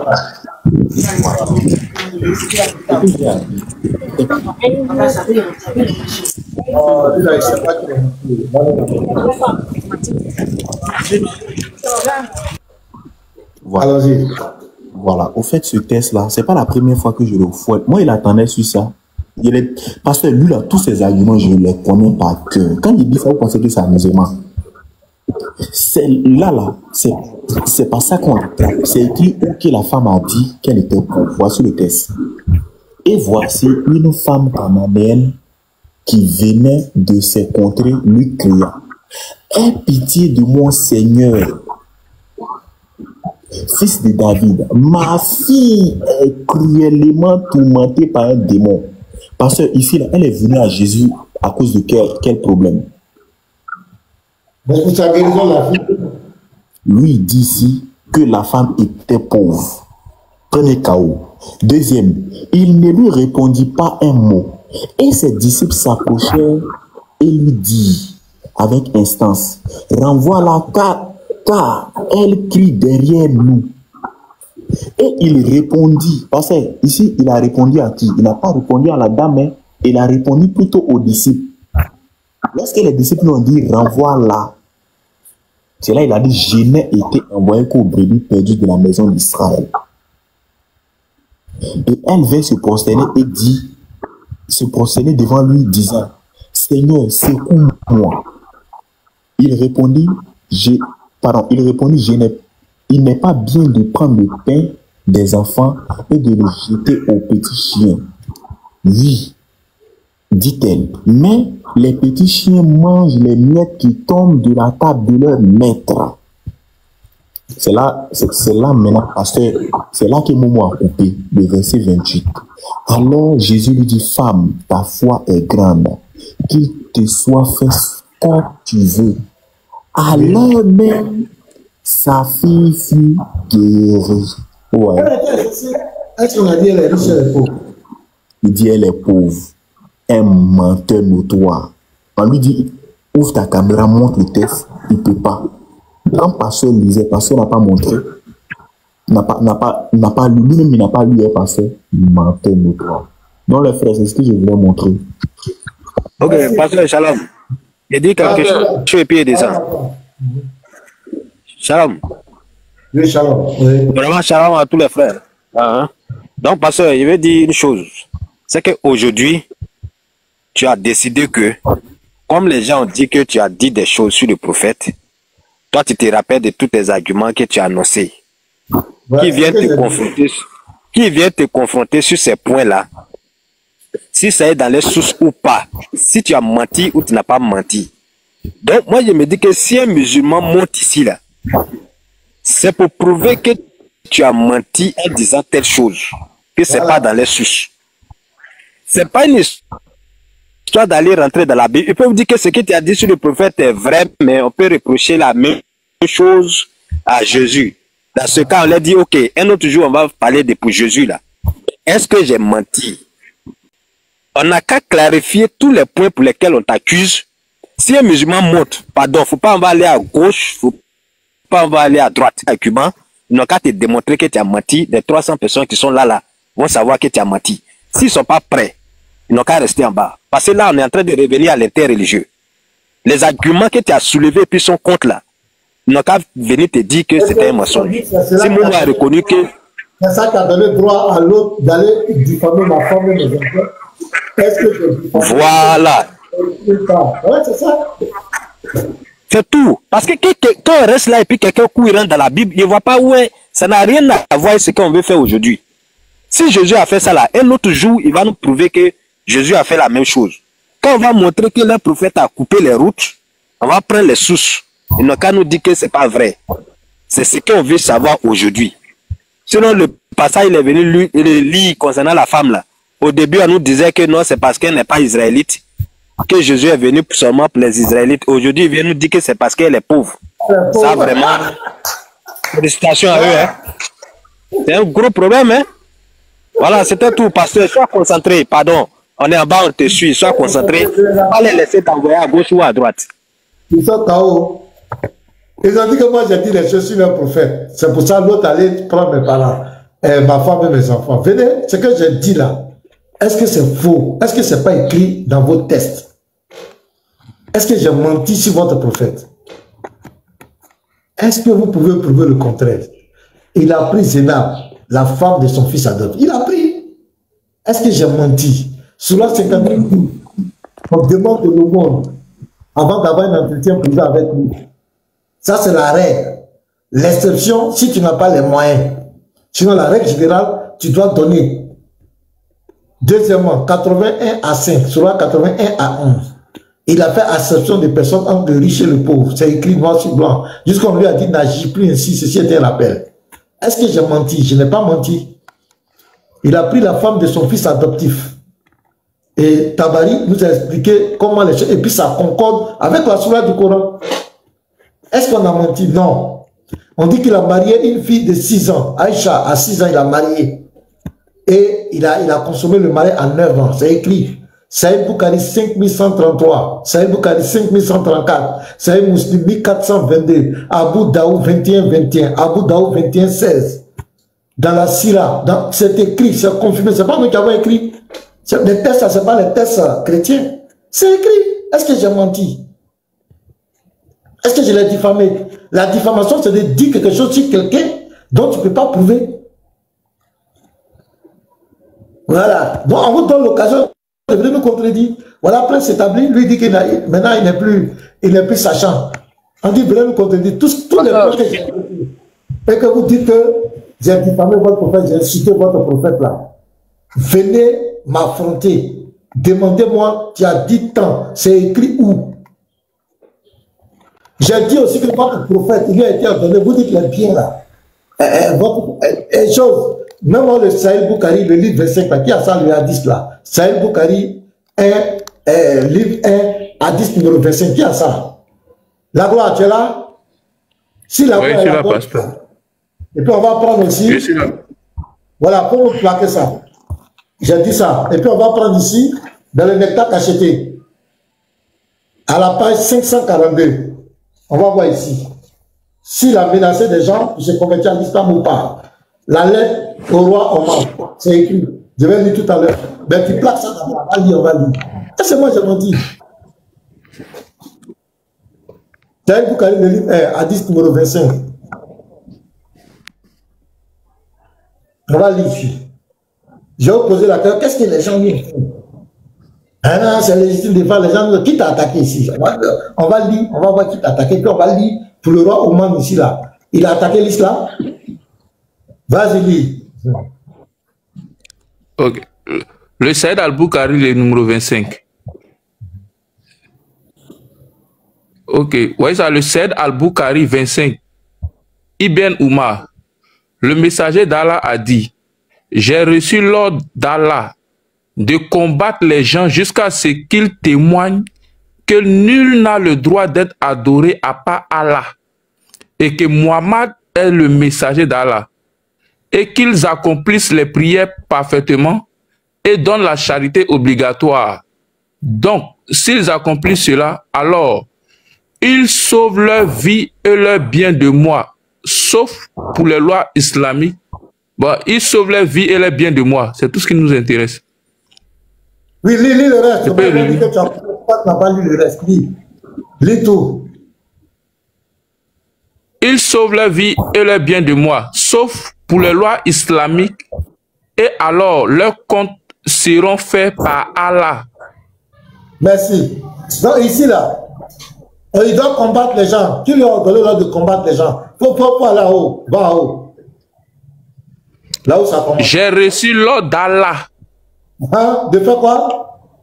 De combattre les gens jusqu'à ce qu'ils témoignent que nul n'a le droit d'être adoré à part Allah.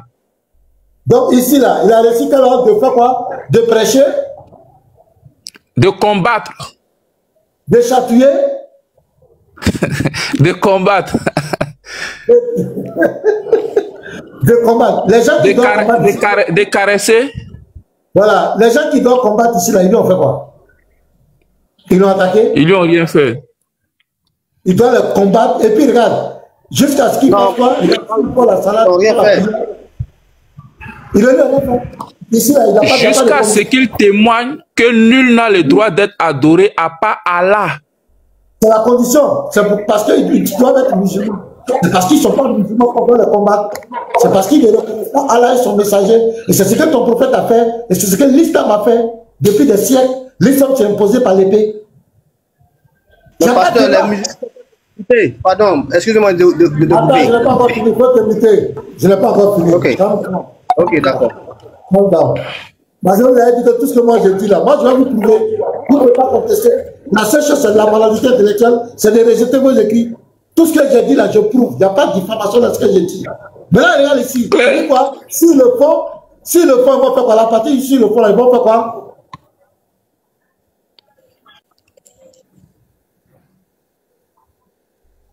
Ok. Jusqu'à ce qu'ils, voilà, si le fond. Voilà. Jusqu'à ce qu'ils... Attends.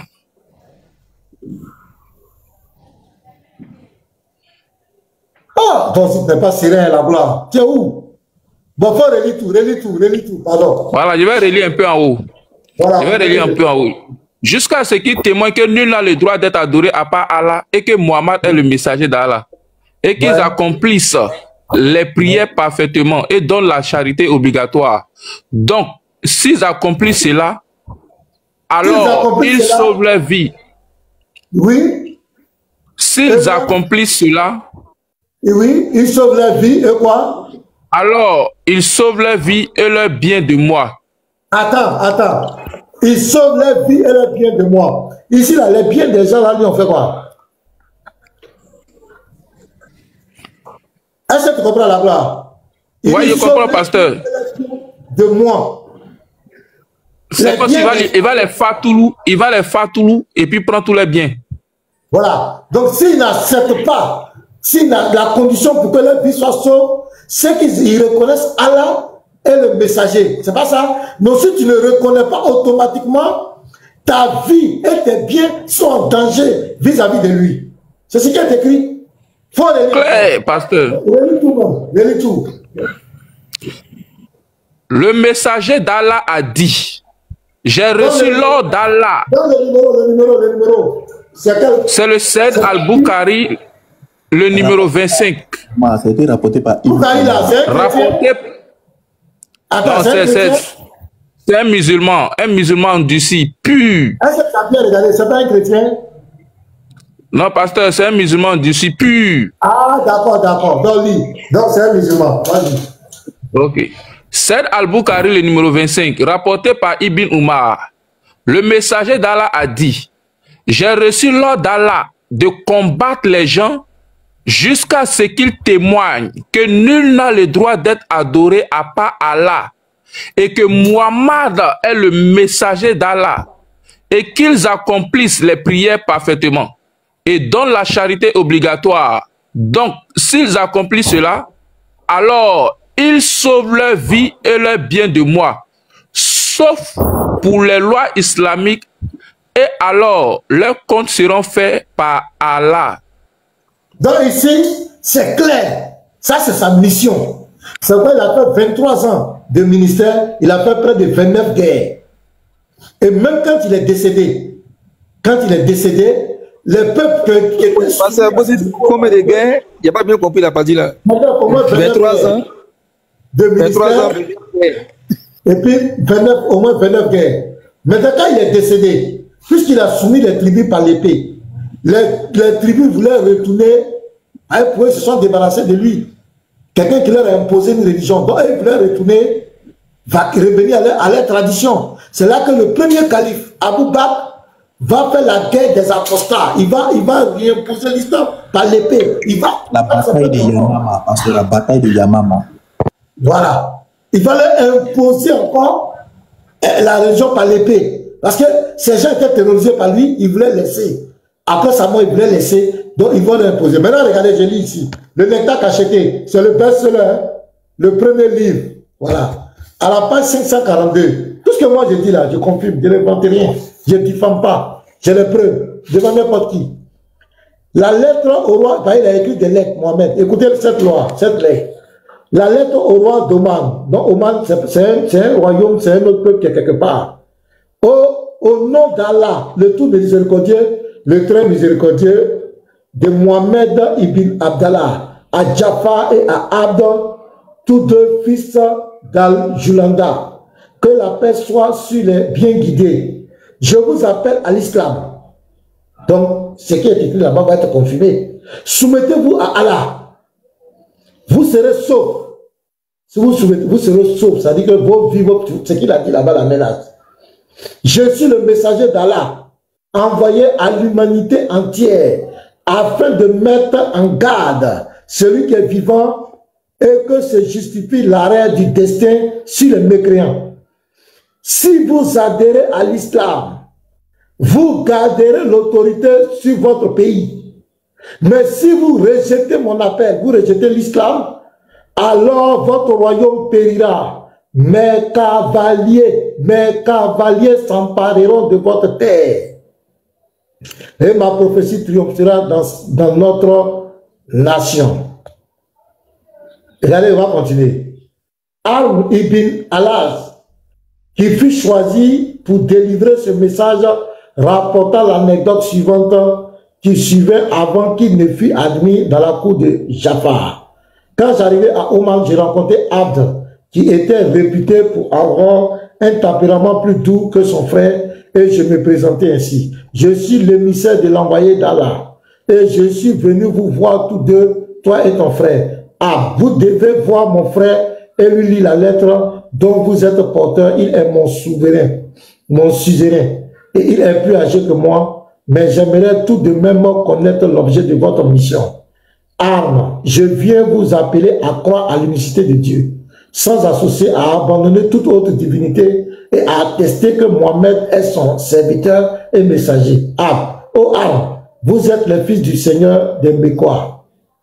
Dites-moi donc, quelle a été la réaction de votre père vis-à-vis de cette loi, de cette foi nouvelle? Vous savez, il est pour nous un exemple à l'unité. Arme, la mort t'a surpris avant qu'il ne croit à la mission de Mohamed. J'aurais souhaité qu'il ait embrassé l'islam. Moi-même, je me suis comporté comme son père jusqu'au jour où Dieu me guida vers l'islam. Ah, quand avez-vous embrassé l'islam? Ah, lorsque j'étais dans la cour de Négus, et je l'informais alors de la conversion à l'islam de Négus. Ah, comment son peuple a-t-il réagi? Ah, ces sujets l'ont suivi dans cette voie. Ah, et les évêques et les moines. Ah, ils ont fait même. Ah, prenez garde, ne mentez pas, car le mensonge finit par être dévoilé. Ah, je ne mens jamais. De plus, notre religion l'interdit. Ah, Héraclius a-t-il été informé de l'entrée en islam du Négus? Ah, oui, bien sûr. Ah, comment avez-vous été informé de cela? Ah, le Négus, est entré. Donc ici, voici la lettre qui a été adressée au roi d'Oman. On lui dit, la partie qui nous intéresse, il dit, si vous rejetez mon appel, ça dit l'islam, alors votre royaume périra, mes cavaliers s'empareront de vos terres. Mes cavaliers, c'est une menace claire.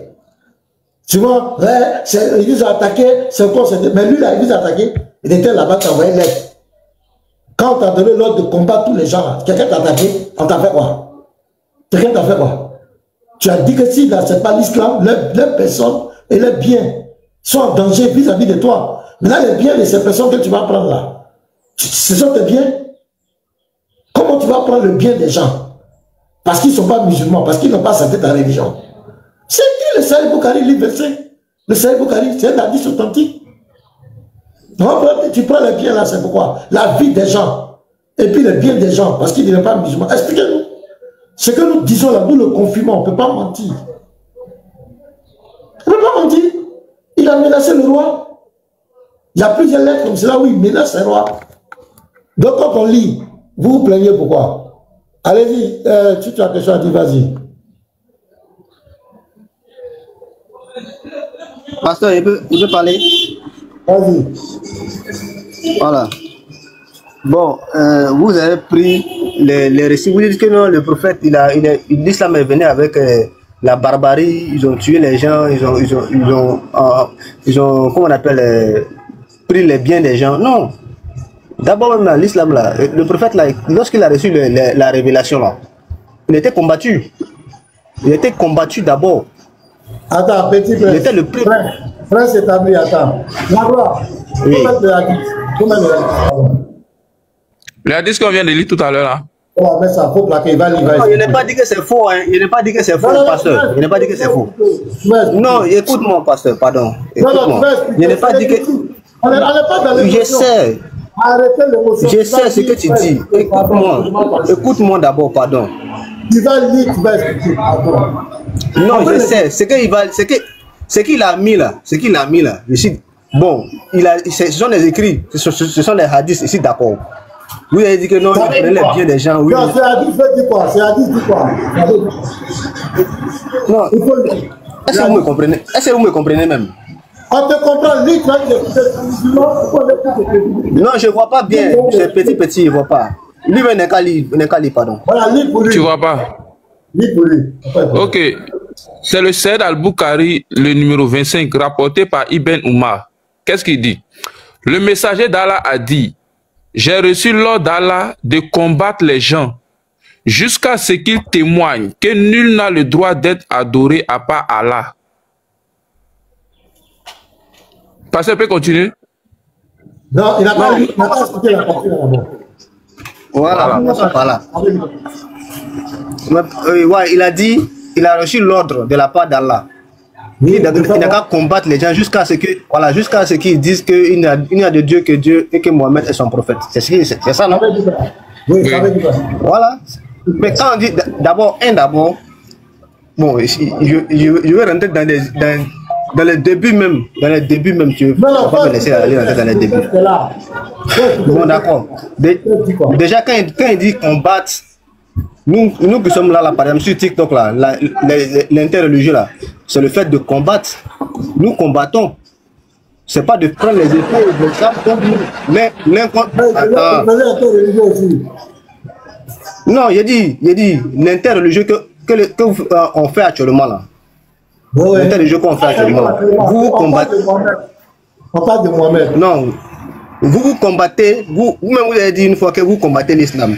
Combattre, c'est pas forcément avec les armes, c'est avec les arguments. Je combats le mensonge des prédicateurs musulmans. Mais c'est ça, quand on dit combat là, c'est dans ce sens-là que le hadith parle, c'est pas pour avec les armes. C'est ce qu'il dit là, c'est ce qu'il est en train d'expliquer là, pasteur. Quand on dit combat là, c'est pas forcément. C'était quoi le combat là, c'était quoi?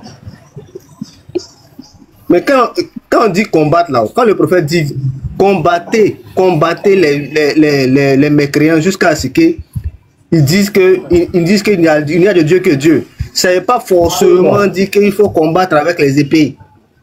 D'abord, il faut faire la dawa. On va lire la suite. La suite va nous dire quelque chose. Non, je sais. Voilà pourquoi je dis. Voilà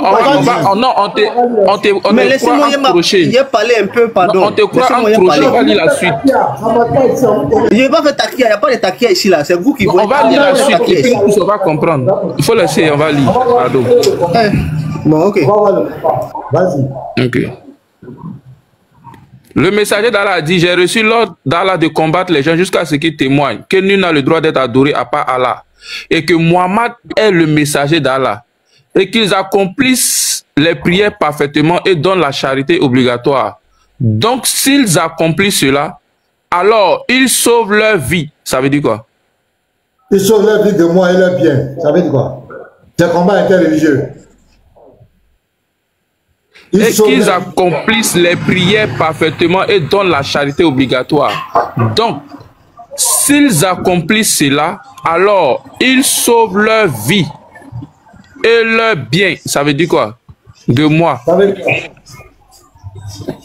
Pasteur, déjà, vous, quand il veut rentrer dans le contexte, oui, non, restons dans le texte.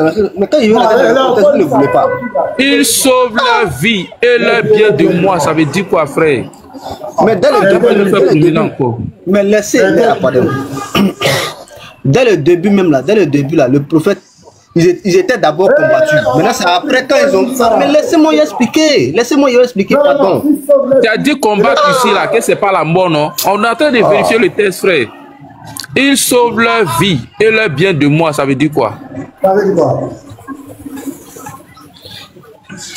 Bon, quand il a parlé, vous avez dit non, il ne sait pas ce que vous voulez dire.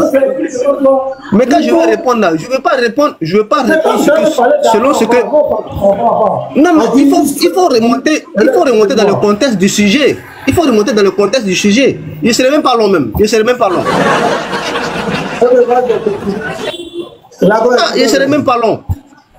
Voilà. D'abord, là, dès le début, bien avant même que...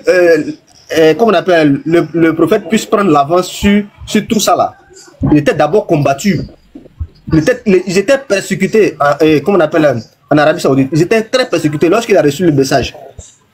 Lorsqu'il a reçu le message de propager maintenant l'islam là. Ils étaient persécutés. Maintenant, Othman, je ne sais pas si c'est Ali ou bien si c'est Othman, il s'est converti. Quand il s'est converti là, bien avant qu'il se convertisse, il était idolâtre. Mais quand il s'est converti, il a vu que tout le monde est en train d'adorer Allah dans sa maison, dans sa cachette.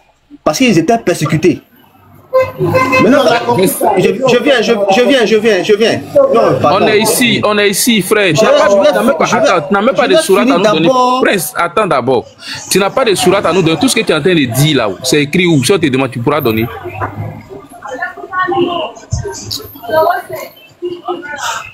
Mais tout ce que tu es en train de raconter là, peut-être qu'on t'a dit ça à la mosquée, mais ici on n'est pas à la mosquée. Hein. Non, mais pasteur Mena, c'est écrit où? Donne la source. Non, je viens, pasteur Mena connaît les hadiths, il connaît bien les hadiths, il a appris les hadiths. Là, c'est établi. Attends, on dit ici, tu as dit que combattre, c'est pas affaire de combattre, c'est interreligieux. Maintenant, on dit, ils sauvent leur vie et leur bien de moi. Ça veut dire quoi? Si des gens musulmans, ils vont sauver leur vie. Pasteur. Non, je ne sais pas comment il vous parler, puis vous allez comprendre quoi. Non, on va mettre le là. C'est tout ce qu'on te demande. Mais vous prenez un bout de phrase, puis vous m'envoyez, vous dites que non, d'interpréter ça. Maintenant, moi, quand il veut rentrer maintenant dans les vifs du sujet, vous ne voulez pas. Vous dites que non, de rester dans la... Je ne sais pas comment il a parlé maintenant. Parce que maintenant, vous-même, vous connaissez les hadiths. Vous avez bien étudié les hadiths. Voilà, vous connaissez bien les hadiths. C'est ce que nous, on connaît là, c'est ce qui est devant nous ici là. C'est ce que nous, on connaît. Le reste, on ne connaît pas. Voilà, d'accord, tu vois donc. On dit d'expliquer, tu es là, on connaît. Ce que nous on connaît là, c'est ce qui est devant nous. On dit d'expliquer. La gloire. Ouais. Toi, voilà. Toi, tu dis que tu connais les hadiths. Pourquoi la vérité te fait mal? Mais vous avez pris le milieu pour parler. On n'a pas pris le milieu, voilà le test devant toi. Voilà le test. Ça, c'est au moment. Ça là, c'est au moment, c'est le contexte. Ça, c'est au moment où il a pris maintenant le dessus sur les mécréants. Votre vie, elle est bien de moi là. Ça veut dire que c'est quoi que tu demandes? C'est ce qu'il dit là. La phrase avait dit quoi? Est-ce qu'on demande? La phrase avait dit quoi? Ils sauvent la vie de moi. S'ils deviennent musulmans, ils sauvent la vie de moi, leur bien et la vie de moi. Ça veut dire quoi? Est-ce qu'on peut demander?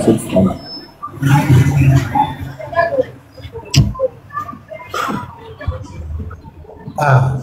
Prince, cette fois, attends, passez. Je ne sais pas, je vais vous expliquer, mais vous ne voulez pas que je rentre dans le vif du sujet. Mais je ne sais pas ce que vous voulez maintenant.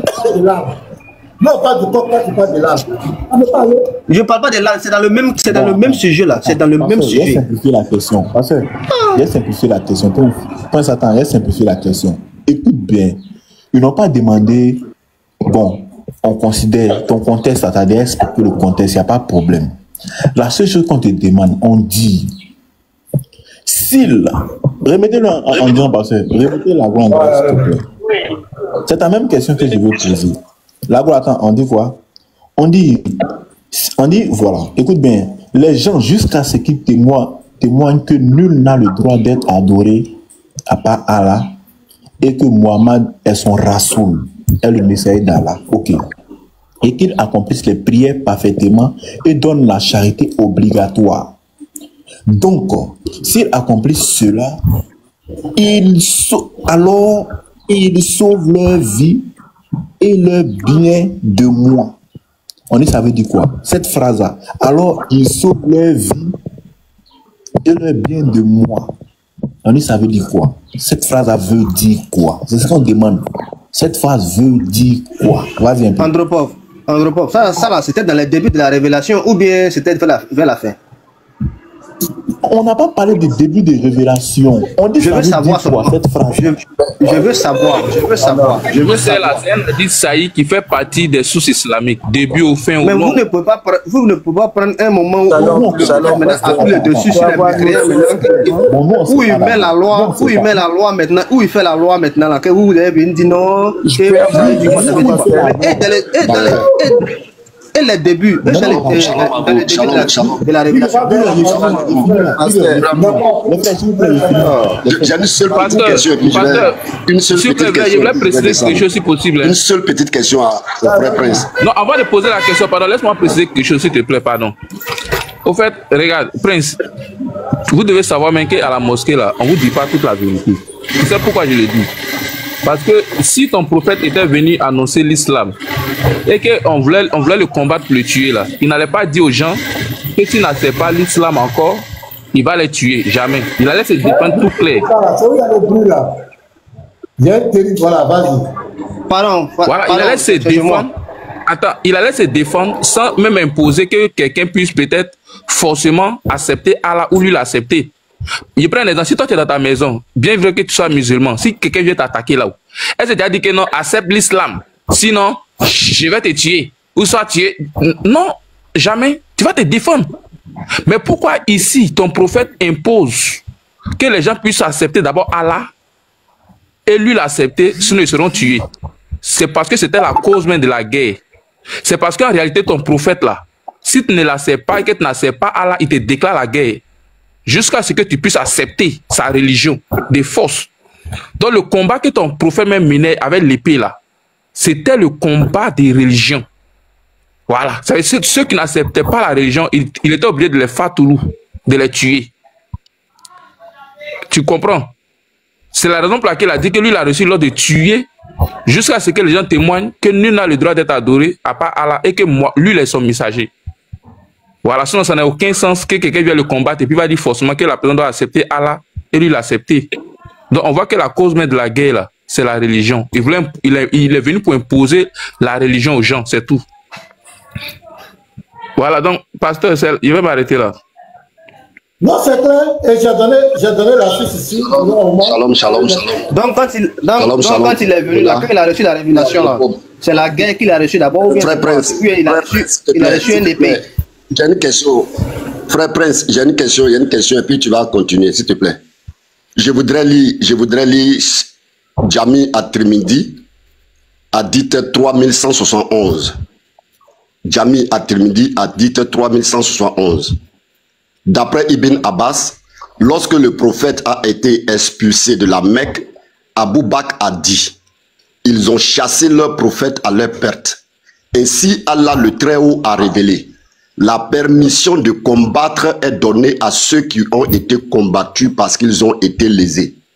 Ils nous ont causé du tort et certainement alors Allah est capable de leur donner la victoire. C'est le contexte des révélations de la sourate 22, verset 39. Abou Bakr a dit alors, j'ai su qu'il y aura des combats. Frère Prince, voici ma question. Qui a pris les armes pour la première fois pour combattre Muhammad et Muhammad a riposté? À la Mecque, il était persécuté. On lui a mis certains veto. On l'empêchait de faire la dawa. Qui, parmi les polythéistes, a pris pour la première fois les armes pour dire aux musulmans, nous, on va vous combattre afin que les musulmans ripostent? Voici ma question. Très simple et concise, tu me réponds. Trouve-moi dans les hadiths quel polythéiste, quel groupe polythéiste a pris pour la première fois des armes pour combattre les musulmans, pour que les musulmans ripostent? Shalom. Là, j'ai une question quand même. Hein. Moi, je n'ai jamais pensé à ça. Ouais, tu as la parole. Moi, en tant que modérateur, je te donne la parole. Tu as dit qu'aucun chrétien ne peut débattre devant les musulmans. Donc, tu as la parole, frère. Vas-y un peu.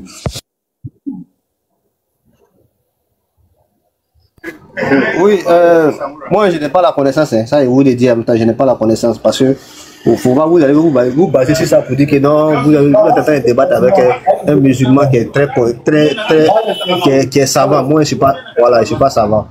Maintenant, la question que le frère pose là-haut, il dit que c'est quel mécréant qui a pris en premier les armes pour combattre le prophète? Non. Non, mais à ce moment-là, moi, je voulais savoir d'abord, est-ce qu'au moment où le prophète était persécuté là-haut, il était venu avec les armes ou bien il avait des armes à main? Il n'avait pas d'armes à main, il n'est pas venu avec des armes. Il a commencé d'abord avec les paroles. Mais ce sont les paroles là qui eux les ont vexés, qui ont vu que eux ils ont vu que il est en train de mettre à nu tous nos divinités. Alors on doit le combattre. Ils ont commencé à le combattre, c'est la raison pour laquelle ils l'ont expulsé. J'ai dit, je repose ma question, frère Prince, je repose ma question. Quel groupe polythéiste a pris les armes, des épées pour combattre les musulmans physiquement dans un affrontement armé afin que les musulmans ripostent pour que Saïd Boukari, tome 1, hadith 25, sorte, pour que Muhammad dise qu'on lui a donné l'ordre de combattre les gens jusqu'à ce qu'ils disent La ilaha illallah Muhammadou Rasulullah. Je demande quel groupe polythéiste. Attends, j'ai terminé ma question s'il te plaît. Parce que nous sommes dans un débat sérieux.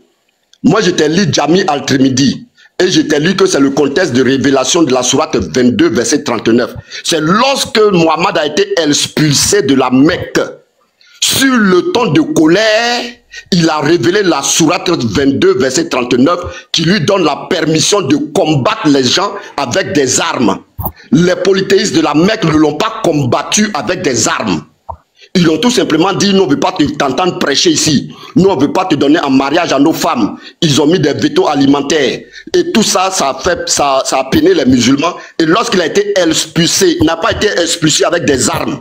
Il a été expulsé et c'est là que la sourate 22, verset 39 a été révélée. Ma question, quel est le groupe polythéiste qui a pris pour la première fois les armes pour combattre Muhammad, pour que Muhammad riposte en faisant sortir la sourate, la dite Saïd Boukari, tome 1, hadith 25. Voici ma question concise, claire et précise. Réponse. S'il n'y en a pas, tu dis il n'y en a pas, et que c'est Muhammad qui a commencé à combattre les gens. Voici ma question. S'il te plaît, shalom. Bon, tu vois, tu es en train de, tu parles, mais bon, je ne sais pas. D'abord, la sourate où ça a été descendu, qu'il faut combattre. Bon, d'abord, moi, j'ai été ramené d'abord dans le début. C'est ce que tu es en train d'expliquer, vous m'avez coupé. Oui. Quand d'abord le prophète là, on les a donné la révélation là, et il faisait ça dans la maison, il se cachait pour faire les pratiques. Mais c'est quand Ali, je ne sais pas si c'est Ali ou bien c'est comment on appelle le compagnon là, il s'est converti là. Il a dit mais pourquoi vous vous cachez alors que quand nous on était mécréants là, nous on adorait nos dieux en public. C'est là maintenant, il a dit au prophète maintenant qu'ils n'ont qu'à sortir. Le prophète dit non, que l'ordre n'a pas encore été donné. Ils attendaient l'ordre de se défendre, de pouvoir maintenant combattre les mécréants. C'est quand l'ordre a été donné maintenant qu'ils ont commencé maintenant à combattre les mécréants. Est-ce que tu m'as bien compris? Est-ce que ce qu'il a dit là, tu m'as bien ma question.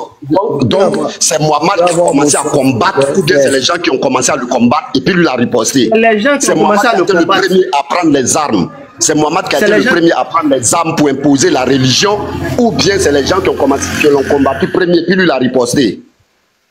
Les gens, c'est les mécréants qui ont commencé à le combattre parce qu'ils voyaient que le message qu'ils le combattre avec quoi? Des armes? Pardon, le combattre avec des armes. Reste tranquille, reste tranquille, je te pose la question. Est-ce qu'ils l'ont combattu avec des armes? Mais laisse-moi Ils l'ont combattu avec des armes, oui ou non? C'est bon. Est-ce qu'ils l'ont combattu avec des armes? C'est bon. Si vous ne me laissez pas parler là, moi, il y a des armes, c'est bon. Je dis, est-ce qu'il a combattu avec des armes? Voilà. Mais c'est que je te dis, est-ce que toi, tu ne comprends pas? Attends, précisément d'abord, attends.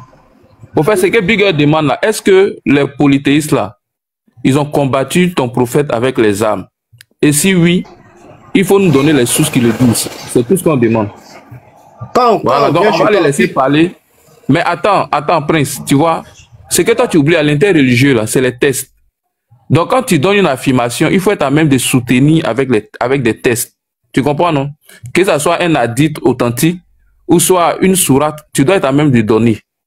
Donc, il t'a posé une question, tu réponds, et puis tu donnes la source. Ou soit tu donnes la source et puis tu réponds. Voilà, mais il ne faut pas parler dans le biais sans source. C'est ce que nous, on n'aime pas. Quand tu parles, il faut être à même de soutenir ça. Voilà. Donc, tu peux prendre la parole, mais n'oublie pas la source. Ok, d'accord. Mais moi, je vous ai dit, concernant les hadiths, là, je ne maîtrise pas trop, mais néanmoins, j'ai entendu les enseignements sur ça, et plusieurs savants sont revenus sur ça. Et je sais que vous aussi, là, du moment où vous lisez les hadiths, là, vous avez certainement vu ce genre de hadiths, là, quelque part. Une fois même, le fils de Trao est en train de faire un live sur ça, et je me suis monté, il a même montré les hadiths. Mais bon, je n'ai pas ça sur la main, sincèrement, je ne vais pas mentir. Je n'ai pas ça sur la main. Il a même montré les hadiths. Il y a non, ça existe.